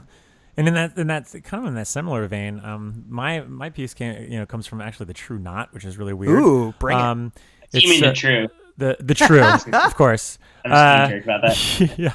This is Jimmy has this moment, and it's on page 424. Late afternoon light slanted in through the. Oh, here it is. Late afternoon light slanted in through the Bago's big front windows. Beautiful autumn sunlight. Fall was Jimmy's favorite season, and he intended to still be alive and traveling with the True Knot when it came around again and again and again. Luckily, he was with the right bunch to get this done. Crow Daddy was brave, resourceful, and cunning. The True had been in tough spots before. He would bring them through this one. It's like the rare moment where you actually get some sort of like, just some sort of thing that you can kind of latch onto with one of these fucking goons. And and I was shocked by it. I was like literally like shocked because I was like, yeah, there you go. All right. And granted, King could write about a fucking street and have like autumn leaves and sun pouring through, and I'd be like, oh God, yeah, amazing. But there was a funny bit about halfway through the book. I think it's when Abra and Dan first meet, and there's a funny bit when they're like nervous about people seeing them together, and a girl walks by that Abra knows, and they like think at her, and they're like we're not interesting, and I thought that was like that was like one of the more genuine moments of humor that I found in the book. It's like Star Wars. Yeah, it like totally worked for me. Dan, any other word processor of the gods? Yeah, I'll keep it light, you know. But that was the only good paragraph for me in the whole book. No, I'm just kidding. I'm good. Yeah, I got a few more. Like, I just thought this writing was really lovely. This is when Andy is with the businessman in the movie theater at the beginning. I just loved like this tiny little block of text. She put an arm around him and quickly slashed double V's into his right cheek, a cheek so fat it would soon be a jowl. She took a moment to admire her work in the chancy light of the projector's colored dream beam. Then the blood sheeted down. He would wake with his face on fire, the right arm of his expensive suit coat drenched and in need of an emergency room. Just like a little like block of text that I thought was like really well written, really lovely. And similarly, a little bit after that, this is when Dan wakes up in Deanie's bed. And I just think that this is some brutal writing from King that's maybe a little bit over the top, but I enjoy it, about like how shitty he feels in his hangover. Another lurch from his unhappy gut. This time it was accompanied by a clench that felt like a hand in a slick rubber glove. That released all the puke triggers, the vinegar smell of hard-cooked eggs in a big glass jar, the taste of barbecue-flavored pork rinds, the sight of french fries drowning in a ketchup nosebleed, all the crap he'd crammed into his mouth last night between shots. He was going to spew, but the images just kept coming, revolving on some nightmare game show prize wheel. Ooh. I know, I love that. Yeah. Yeah, I actually like this little piece on page 162. It's almost like a little short story. The rec room was open around the clock, but Azzy rarely visited there once the TV was off and the residents were gone. When evening gave way at night and the pulse of Irvington House slowed, Azzy became restless, patrolling the corridors like a sentry on the edge of enemy territory. Once the lights dimmed, you might not even see him unless you were looking right at him. His unremarkable mouse-colored fur blended in with the shadows. He never went into the guest rooms unless one of the guests was dying. Then he would either slip in if the door was unlatched or sit outside with his tail curled around its haunches, wowing in a low, polite voice to be admitted. When he would jump up on the guest bed. There were always guests at Wivington House, never patients, and settle there, purring. If the person so chosen happened to be awake, he or she might stroke the cat. To Dan's knowledge, no one had ever demanded that Azzy be evicted. They seemed to know he was there as a friend. And like you could tell, like just knowing the context that King like was so influenced by that cat, like he just like went all in on like making this like little nugget of a story. It's very like Hemingway in a way almost. Yeah, I like that. There's another bit that I liked, and this relates to what I was saying earlier about how Dan's relationship with his dad is so complicated. And I can't find the exact phrase, but what he talks about that I found really sad is how he almost feels pity for his dad because in the end, the hotel didn't want Jack. It wanted him. Yeah. And he talks about how, you know, it was just like another indignity in a life of them for Jack Torrance, you know? And it makes him feel, I think. Yeah, it makes him feel like, not in a bad way, like almost like a patsy, sort of like in the world of The Shining, that he was just sort of the blunt object that The Shining was using to try to get Danny. You know what I mean? Yeah. And I thought that was really effective. Yeah, it's They really do actually make you kind of feel a little bit more for Jack in this, even if I don't know if it works, just because I think it works for me. I think it works if you've read the book. Yeah, because like Jack is an interesting character. In the book. He's clearly more sympathetic in the books anyway. Yeah. I mean, King always says the book is about a good man who is flawed, who's trying to be good, and in the movie it's about a dude who's already become bad, Right. But I fucking love the movie, but I do think Jack is a little bit more well-rounded in the book and a little bit more sympathetic. Definitely. Totally. I have one last one, unless you have another. No, go for it. This is one I think is just, it's another like little short story, and it's when Danny is helping what's his name, Charlie Hayes, like go to death. And I love this sequence. And he just sort of like cycles through his life in this moment. And I think it's a really lovely kind of little short story and a little journey through this guy's life. Instead of taking Charlie's pulse, there was really no point. He took one of the old man's hands in his. He saw Charlie's twin sons at 4 on swings. He saw Charlie's wife pulling down a shade in the bedroom, wearing nothing but the slip of Belgian lace he'd bought for their first anniversary. Saw how her ponytail swung over one shoulder when she turned to look at him, her face lit in a smile that was all yes. He saw a Farmall tractor with a striped umbrella raised over the seat. He smelled bacon and heard Frank Sinatra singing "Come Fly With Me" from a cracked Motorola radio sitting on a work table littered with tools. He saw a hubcap full of rain reflecting a red barn. He tasted blueberries and gutted a deer and fished in some distant lake whose surface was dappled by steady autumn rain. He was 60, dancing with his wife in the American Legion Hall. He was 30, splitting wood. He was 5, wearing shorts and pulling a red wagon. Then the pictures blurred together, the way cards do when they're shuffled in the hands of an expert, and the wind was blowing big snow down from the mountains, and in here was the silence in Azzy's solemn watching eyes. At times like this, Dan knew what he was for. At times like this, he regretted none of the pain and sorrow and anger and horror, because they had brought him here to this room while the wind whooped outside. Charlie Hayes had come to the border. Ugh. Perfect. Really good writing. Perfect. So, yeah. You still got it. Still got it, baby. And on that note, are we hungry? Let's do it. I'm starving. We've been waiting and hyping this, I think, since the dawn of the pod almost. Yeah, I think we've been like, wait till we get pound cake on Dr. Sleep, and that's where we're going. So tuck in your bibs, people. We got some pound cake to eat. After all you've been taught, Everyone in bad, Mama. Everything in the sin. come to your closet and pray, ask to be forgiven. He's a nice boy, Mom. You like him. You really like him, Mama. Welcome to Pound Cake. This is the section where we eat hearty helpings of pound cake, which is what we which is what we call the moments in King that make us blush a little bit, but not in a good way. Side note, real quick. Yeah.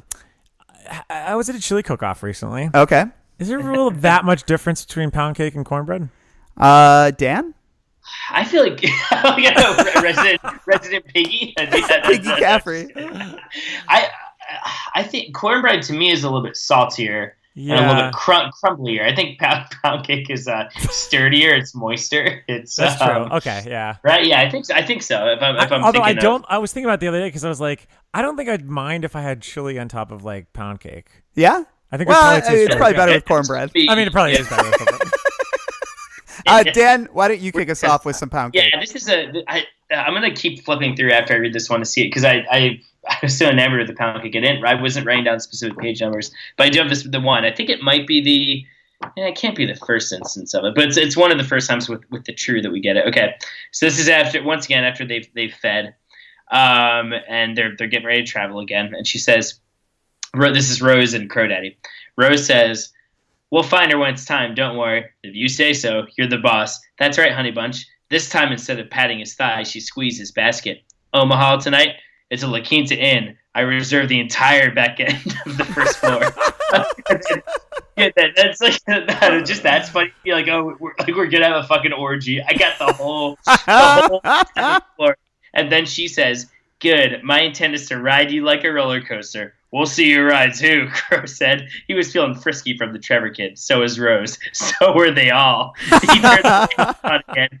Got cross-Canadian ragweed singing about the boys from Oklahoma who rolled their joints all wrong. The true rolled west. I just love this idea. Like, yeah, I got the whole fucking floor for us. We're gonna fuck through the entire room or the entire floor. Yeah, I have some other true. Wait, do you want to go, Mike? I got one. Just kills me because like this is just awful.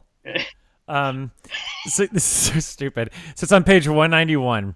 And this is something that honestly I had heard about a year beforehand because when my girlfriend read it, she texted me immediately being like, "Oh, this is going to be the best pound cake ever." She snapped on the TV and turned it up loud. Pat Sajak was being embraced by a woman with enormous jahoobies who had just finished solving the puzzle, which was never rest on your laurels. Andy took a moment to admire the mammoth mammaries. Mammoth mammaries. I wrote those down too. Then turned back to the cozies. And mammoth memories, all there was. Mammoth mammaries. Oh, God. Yeah, I just wrote down page 159, Jahoobies with 5 exclamation marks, and then I just wrote mammoth memories. It's ridiculous. Well, I think, look, we all say, I think when any of us are in the throes of passion, all right, we probably say stuff that we'd cringe at if we heard it out loud. But there's something so fucking funny about it. But also, a lot of this dialogue isn't during a sex scene. It's like just observing things. Yeah. Well, that's what I always find funny about King. I know I've mentioned in previous episodes where it'll just be like a normal.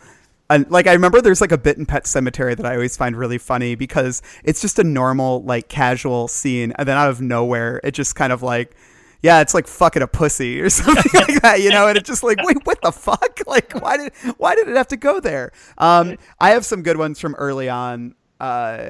Some good Rose the Hat ones. So Rose stood on her Rose stood on her tiptoes and stretched, her fingers touching the roof of the RV. That's your business, honey doll. I'm not your psychiatrist. She wasn't wearing a bra. Andy could see the shifting punctuation marks of her nipples against her shirt. That's such a weird phrase. And then I'll go to the next page. Yeah, and the next one. Rose looked at her smiling, saying nothing. Andy met those beautiful gray eyes for 5 seconds, then had to drop her gaze. But what her eyes fell upon when she did were those smooth breasts, unharnessed but with no sign of a sag. And when she looked up again, her eyes only got as far as the woman's lips, those coral pink lips. I love the unharnessed but with no sign of a sag. It's so weird. Well, it's like the wanting to have it both ways. It's like she had huge tits, but she could also hang with the boys and watch football. It's like these. It's just such male gazy and so fantasy driven. What did you say? King uses the word gobbling for oral sex, which is something he did in The Stand too. And I always remember that from when I was a kid. Like when I first read it, and I had no idea like the logistics of oral sex. Like the fact that King used the word gobbling was always very bizarre to me. I know. The gobbling or the hobbling. Misery's the hobbling. King's the gobbling. Do you have more, Mike? I got like Grandpa Flick is so associated with shit. It's like ridiculous. He poops a lot. On like page 323, it's like Grandpa Flick, Crow said, is no longer holding his fudge. Like this guy's dying, who's like centuries old, and like they're just using this crudities to like describe him, which is just weird. Oh God, Jesus. This is weird. Okay, so sorry, man. You just love it. No. I forgot what I wrote. I forgot where this is. I wrote it down. It's a Chetta bit, but she goes. In any case, Chetta turned the conversation herself. Do you know what I like? You know what I like about them at this age? Nope. John liked them at all ages, at least until they turned 14. When they turned 14, their glands went into hyperdrive, and most of them felt obliged to spend the next 5 years being booger snots. So like it's just like a weird. It's really like it's just a really bizarre way for an adult to be thinking about children. Yeah, Yeah, and there's a lot of that in this. So do you have another? I have a bizarre way to look at older people. Okay. This is actually kind of sad, but at the same time, it's a little fucking weird and kind of is a little record skip moment. But it's when Danny's with Eleanor and King writes, she rolled her eyes, then cocked her head and smiled at him. Maurice Chevalier, you ain't, but I like you, Cher. You're cheery, which is important. You're cheeky, which is more important. And you've got a lovely bottom, which is all important. The ass of a man is the piston that drives the world, and you have a good one. In my prime, I would have corked it with my thumb and then eaten you alive. preferably by the pool of Le Meridian and Monte Carlo, with an admiring audience to applaud my front side and backside efforts. It's too much. Fucking Why are Christ. you still going? She's gonna die. She's like on her deathbed, and she's Like, forming sentences like that. I think one of those sentences could work, but she keeps going. Oh, that too. Okay, that too. That too. Like she just like bump and then the porking it with the thumb and like. It's like, good oh God. my God. Calm This down. this is my last one, and this is just one that it's not as reprehensible as some of the others. It's page 36, so it's early, but it's Danny talking about Deanie and like their night together. Hey, Deanie, squeeze my weenie. Had he actually said that? He was terribly afraid he had. Some of it was coming back to him now, and even some was too much. Playing 8-ball, trying to put a little extra spin on the cue, and he seemed to remember Joe Diffie. Why had he scratched so outrageously? Because he was drunk, and because Deanie was standing behind him. Deanie had been squeezing his weenie just below the line of the table, and he was showing off for her. It's like, you just imagine this 70-year-old man writing this book and just writing the sentence, squeeze my weenie. Cackling, and Molly gets up. And then you wonder, you're like, did he name her Deanie just so he could put that line in there? I You know. what I mean? I was wondering that too. It's not a very common name, so I just wonder that each time. I'm looking to see. I feel like there's one more. You guys keep talking. I feel like there's one more, or maybe there's not. Around the true. I thought there was one other after they talk about booking the whole hotel room. I'm sure there is. Oh, I'm sure there's. I think I wrote down most of them, but I think I probably skipped a few. Let me see, because let's see, response. Nah, that's like IMing. There's like there's a pretty big gap where we don't hear from the true for a little bit. I'm just seeing. Let's see, bury the chunk. No, that's all Aber stuff. There's something about an educated tongue at one point. But I will say that's actually kind of classy. Yeah, I will say that I did find it very funny when Barry was watching like porno while he was sick to like help like capture Abra or whatever. That was just a really bizarre choice. Yeah. Like I'm like, why does he need to do this again? I know. Like, why is he watching porn? It's and a he was like distraction, commenting but it's on also- it. Yeah, it was like a yeah. distraction or something. It was so weird. Yeah. Dan, did you find what you're looking for? Oh wait, is this the pound cake you were looking for? Split. I know, I'm seeking it. I feel like there's one that let's see. Dan's searching the box for crumbs. Yeah. Piggy's just wanting more. He's still ravenous. Like, it can't be. It gotta be more pound cake. Where's the pound cake? You took all the pound cake. Come on, Santa. I'm having so much fun. I don't know. I feel like I remember one. Isn't there something where they talk? Maybe this is wishful thinking. Don't they talk about like the RV like shaking because they're like having sex inside it? They might. I would not be surprised. I don't know. If they're constant listeners, if any of you know what I'm talking about, or if I'm being horny myself and just making that up. But the book made Dan horny. I think I keep seeing anytime I see like Barry the Chunk or Greedy G. Greedy G. Greedy G. I love Greedy G. Yeah. Greedy G. Steamhead Steve. Steamhead Steve. Oh, wait, Diesel Doug. They all deserve to be in Pound Cake as well as Misery. Hold on, wait, did I find it? Hold on. Where's the hat? St. Paul's. Neither is up to. There were dances. Wait. We're gonna leave all this search in. And our listeners are gonna fucking kill us. No, just like wait. Let me, if it's not on this next, if it's not on this next page, that's when I was Indiana. Yeah, Indiana. Let it we go. should move on. I can always drop it into King's Dominion if I. You could. Hey, look, like the greatest pound cake, you could put it in the pocket and save it for later. What the fuck? Put it in your pocket, mush it up in your. Entenmann's, Entenmann's pound cake. Is that an old phrase? No, I've just made it up. But I imagine that there's been many times in my past where I walked to 7-Eleven, grabbed a Slurpee, probably bought a pound cake, and put it in my pocket. That's bizarre. I think instead of walking to 7-Eleven, you should walk to a little place we call King's Dominion. There's another world out there. I know there is.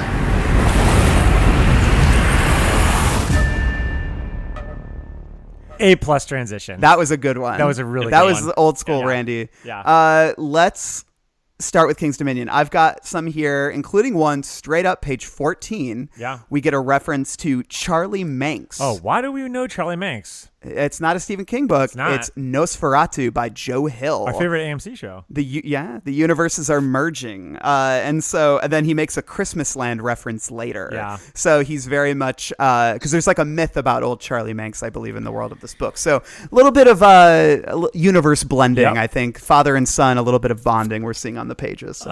On page 177, the True Knot has a bunch of company towns. Towns relying entirely on on them. A list of examples includes Jerusalem's Lot. Yeah. So we know that these vamps have been there. Obviously Sidewinder because of the Overlook Hotel. But I believe Sidewinder is also in Misery. Yeah. So there's ties to that. So I've got some more, but I've got more too. Yeah, there's a mention of Castle Rock early on. There is, yeah. Because I think they go to the doctor there or something. And then the file drawers that they mention, the sort of like inside the mind that it's comprised of all these different file drawers. Yeah. That's a reference, or it reminds me at least of Dreamcatcher. Yeah, because that's how with Jonesy. Jonesy's trapped in a warehouse full of cabinets, I believe, is how his mind is. On page 185, Tommy is 19 according to his driver's license. Who is? A character named Tommy. Oh, yeah, some random. Grandpa Flick. You mentioned Desperation earlier. There is a Desperation reference here. I might have missed it. Yeah, so I-80 in Nevada in the mountain country west of Draper, they say. And that's that's a reference apparently. That's interesting. So. There was a mention of a character named Abby Freeman, which of course made me think of Abigail Fremantle. Oh, yeah. From a little book called The Stand. Oh. Dan, do you have any? Sorry, if I'm being honest, I've just been flipping through trying to find this. Oh my God, I can't believe you're still looking for it. You're still trying to find it. Oh my Lord. On page 364, Dan says there are other worlds than these. Yep, I have that too. And Flanagan does the nice inverse in the movie by having Halloran say "Cause a wheel." Yeah, that was neat. Another one I have is, and this one's dumb, but it's just more of a trope than like a King's Dominion thing. Yeah. But King loves to have characters who squeeze their fists so hard that they leave red crescents, like bloody crescents in their palm, and Rose does that at one point. Yeah. So yeah. I was just like, I'll always think of Harold Lauder doing it, but I think that pops up in at least 4 or 5 King books. Did you like the Dean Koontz snub on page 219?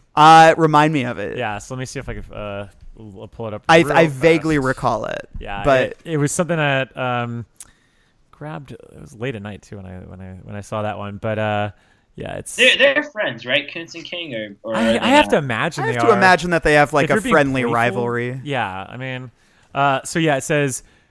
Just as Lucy was deciding she'd have to settle for an old Dean Koontz and a slightly newer Lisa Gardner, Abra came running over to her.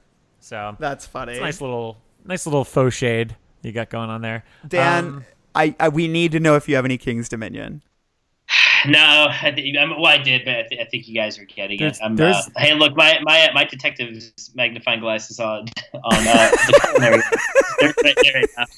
No, you guys, you got. I found something funny, but it's not what I was thinking of. So, do you want to read it?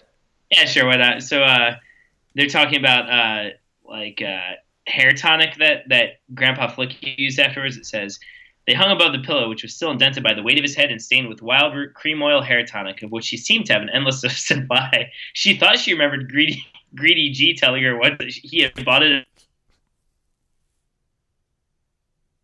on eBay. Oop. Hey, Dan, pause for a second. It looks like you're cutting out. Here. Let's pause for a second. Now? How we doing? Good, can you hear me? Yeah, try it one more time. Yeah, start from the beginning of the quote. For sure. All right. They hung above the pillow, which was still indented by the weight of his head and stained with wild root cream oil hair tonic, of which he seemed to have an endless supply. She thought she remembered Greedy G telling her once that he had bought it on eBay. eBay, for fuck's sweet sake. I mean, it's not real pound cake, but I just like fuck sweet sake. And fuck sweet sake. Like, any Greedy G appearance. You get more Greedy G. Also, I think Tommy is a member of the True, because they on the page before this they say Tommy the Truck. Tommy the Truck. He's only 19. I have a couple. Okay. Yeah. So one is a reference to the Talisman. Did you have that one? No. Okay, so Dan says all will be well and all will be. Wait, no. Yeah, all will be well, and all will be well, and all manner of things will be well. Oh yeah, that is from Talisman, isn't it? And then I thought the idea of like Rose imagining, or like Abra seeing Rose come to the window is kind of like a nice allusion to Salem's Lot as well. That might be a little too Room 237, but no, I like that. Room 237s are always welcome. Yeah. And there's one more. Halloran refers to the True Knot as the Empty Devils, and that's the title of the book written by Scott Landon in Lacey's story. Ooh, that's a deep one. Yeah. So, well, that's cool. Yeah, that's some lots of King's Dominion here. I know. Well, I think that's the thing is when you do these later books, there are a lot of connections. Like we're only a sequel. Yeah, this might be one of the longer King's Dominions we've done because it's always in the later books where the real connections are. And it's going to be extra long because it's going to come with a little piece of pound cake. Oh, did you really? Well, he had it. He read it. So let's. I think it's time for our final ratings. Oh, do you want to have? Did you? Oh, you already read you didn't have any more, Dan? No. I found the educated tongue part that you guys. Oh yes. It says real quick. So first they talk about they're going to Sidewinder, the True, and they said, Rose says, one other thing, there's a little hole in the wall store in Sidewinder called District X. Crow raised his eyebrows. The porno palace with the inflatable nurse doll in the window? You know it, I see. Rose's tone was dry. Now listen to me, Daddy. Crow listened. And then at the end, once they're in Sidewinder and Crow is leaving the RV, she says, no innocent bystanders. Kill the parents if you need to. Kill anyone who tries to interfere, but keep it quiet. Crow snapped off a comic salute. Yes, my captain. Get out of here, idiot, but give me another kiss first. Maybe a little of that educated tongue for good measure. He gave her what she asked for. Rose held him tight and for a long time. So that's, but I don't know. The RV shaking, I don't know. That might be just a phantom dream of mine. So, I love it. Maybe you just imagined it. Maybe. Oh, that is a phantom dream. Fucking I think it's time for us to share our nose ratings and our final thoughts. Yeah. Dad, can we go now? You ready? Yeah, we've been ready for an hour. Okay, I'll be right there. You said that a half hour ago. Yeah, my dad's weird. He gets like that when he's writing. Welcome to our nose ratings and final thoughts. This is when we give nose ratings and final thoughts. I'd like to start. I think this book is ambitious and strange and like it's not bad. Mm-mm. There's like as we demonstrated with our previous sections, there's a lot of good writing in this book. And there's a lot of like spooky sequences in this book and there's a lot of fun stuff, but there's also so many like just massive examples of King at his bluest, I think. Yeah. And so I think that it's an imbalanced read, you know, like sometimes I was reading this book and just marveling at how much I enjoyed it. Like, especially the first 120 pages, 150 pages, I think are so good and like really moving. I'm really invested in this journey. It seems to me like a really smart pivot from the themes of The Shining into this new book. But I think that the YA aspect is a huge hindrance. The True Knot are a little too silly and a little too underdeveloped to ever really resonate as really real threats. I like the fact that, you know, the nuance we do see of them comes kind of in the fact that they are almost a dying species, which is very interesting and something that I'm glad King digs into. But his characters, they fail to really resonate and they fail to really threaten. And so, but I think that, you know, as a character, and I said this about Ewan McGregor in the movie too, he kind of just feels like a plot machine sometimes. Yes. But I think that when King does delve into sort of the mind of Danny and really digs into the more complex feelings he has, especially about his father, the kind of things that you would only really get from the book and not the movie, you can see that there's a passion there, like in King's regard, to tell the story of Jack Torrance as like he sees him, not as the public sees him. But at the same time, and this is, you know, like I think what I said about the movie is that I thought it was the best adaptation of this book that could be made in a world that also contains Stanley Kubrick's Shining, you know. And so it's hard for me then when I get a paragraph like this and I'm going to read it. And this is when Dan sees Jack at the end, like, because Jack essentially, like, the implication is that he helps him defeat Rose, And so this is like in the aftermath of the confrontation. You didn't need to be Ebenezer Scrooge to know there were good ghosty people as well as bad ones. As they walked down toward the Overlook Lodge, Dan paused to look back at Roof of the World. He was not entirely surprised to see a man standing on the platform by the broken rail. He raised one hand, the summit of Pawnee Mountain visible through it, and sketched a flying kiss that Dan remembered from his childhood. He remembered it well. It had been their special end of the day thing. Bedtime, Doc. Sleep tight. Dream up a dragon and tell me about it in the morning. Dan knew he was going to cry, but not now. This wasn't the time. He lifted his own hand to his mouth and returned the kiss. He looked for a moment longer at what remained of his father. Then he headed down to the parking lot with Billy. When they got there, he looked once more. Roof of the World was empty. In a vacuum, that's a sweet little section. It is. It really is. But in the larger realm of King, when we think about the Nicholson version of The Shining and the fact that Jack was really, truly, in many ways, monstrous in the original book, it almost feels like he's letting Jack off too easy. Yeah. And that's what I like about the movie, is that the Jack we see in that movie is cruel. Yeah. He's still a monster. When he's in limbo. Yeah, he's in limbo, and it's fascinating to see. But you know what else this paragraph summons? Is the end of the Mick Garris series. Exactly. It does. Which honestly, and Flanagan has admitted to this, that Dr. Sleep pays homage to as well. So, yeah.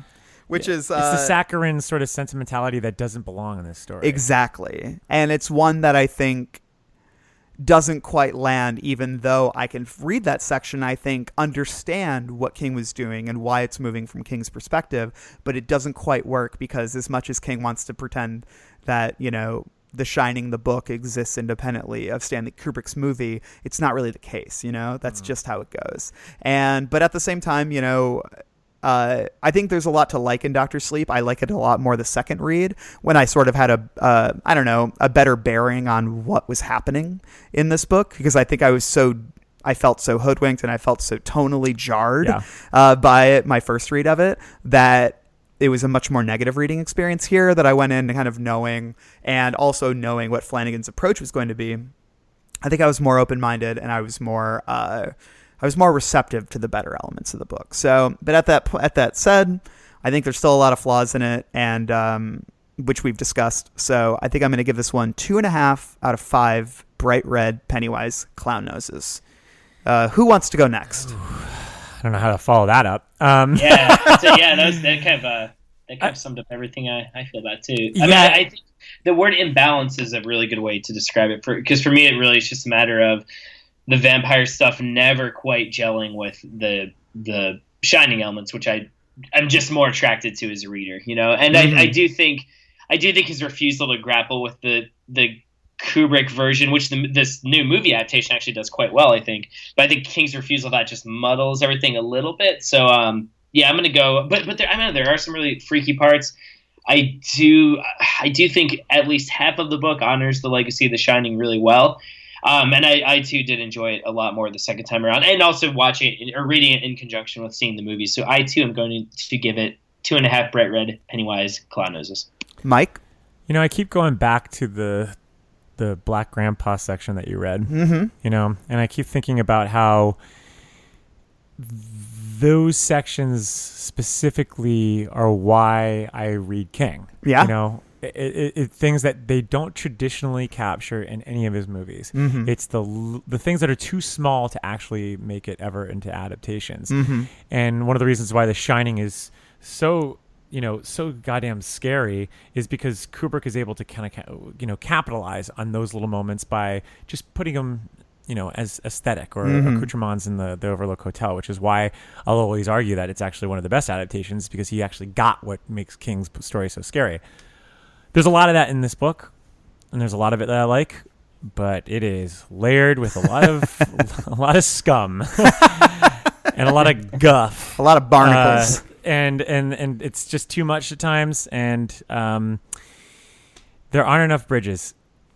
And I'll just leave it at that, because I think honestly you summed it up like, perfectly. Oh, thanks. But I think that's a good point. There's not enough bridges. No. Yeah. And I think for, completists' sake and those that really want to enjoy the nostalgic value of being able to see older characters and to kind of find some sort of, narrative closure, I guess, if you were really wondering what happened to Danny, which I personally wasn't at the end of The Shining, then that's great. So, but I'm right there with the 2.5. I think, I think that's fair because for the narrative arc that you do get of Danny in the beginning and some of the moments that you get to have in Frazier are worth being there. These little snapshots that are nice. So for that alone, I think it's worth it. But God, there is some really frustrating sections of this, and like some of the sections of even The Stand, which is a classic novel and like clearly a four-noser, if not more. There are stretches where you're just like, let's get going. Yeah, I think that's a solid summation. I think this was a solid summation of a frustrating book, and I think we highlighted what is good about it as well, as much as we dunked on some of the less savory aspects of it. Yeah. But thank you guys so much for doing this. Thank you for listening, you listeners. And we've joked a lot about getting 1-star reviews on iTunes. So please fight against the people who give us 1-star reviews by leaving 5-star reviews. We would welcome those heartily on our iTunes page. Wherever you leave reviews on podcasts, please do it for us, the Losers Club. And stay tuned to our socials. Follow our socials. We're going to be announcing when we'll be returning. We're not sure when that is just yet, but I think we've got some exciting stuff planned for the future. So stay tuned. We'll be there with jokes, with bits, with news, all that stuff. And we may or may not have another episode this year. But like I said, stay tuned. We'll let you know. At the very least, Chapter 2 is going to be hitting the Blu-ray and socials, and not social, but it's going to be hitting Blu-ray, and I'll probably do some sort of live tweet thing that could be fun since, that'll be something to kill time over the holidays, whatever. That'll be fun. Maybe I'll hold my Stephen King Funko since that was announced, and I'm hoping I get that for Hanukkah. Oh, yeah. I saw that in the news today. Very exciting. Well, cool. I think that's good. Dan, thanks for being with us. We always love having you. Mike, I always love having you on the podcast. You're like Greg. Thanks to the friends, thanks to the fans, thanks to everyone. It's just I love you guys. Thank you. Thanks everyone. I love talking about you guys like it's like Tim and Greg on Cinema. Like Greg's always his guest. He's not I love that co-host. Just get 4 years later. Well, on that note, we'll see you sometime in the future. And so on that note, long days and pleasant nights. I got some hot friends. God, I got some hot friends. I got some hot friends. God, I got some hot friends. But you know you want somebody to treat you good. This is the end of our show. For now. We hope you enjoyed this production. If you like our programming, consider searching for other bloody disgusting podcasts, such as Creepy, Horror Queers, The Boo Crew, SCP Archives, Nightlight, Margaret's Garden, and more.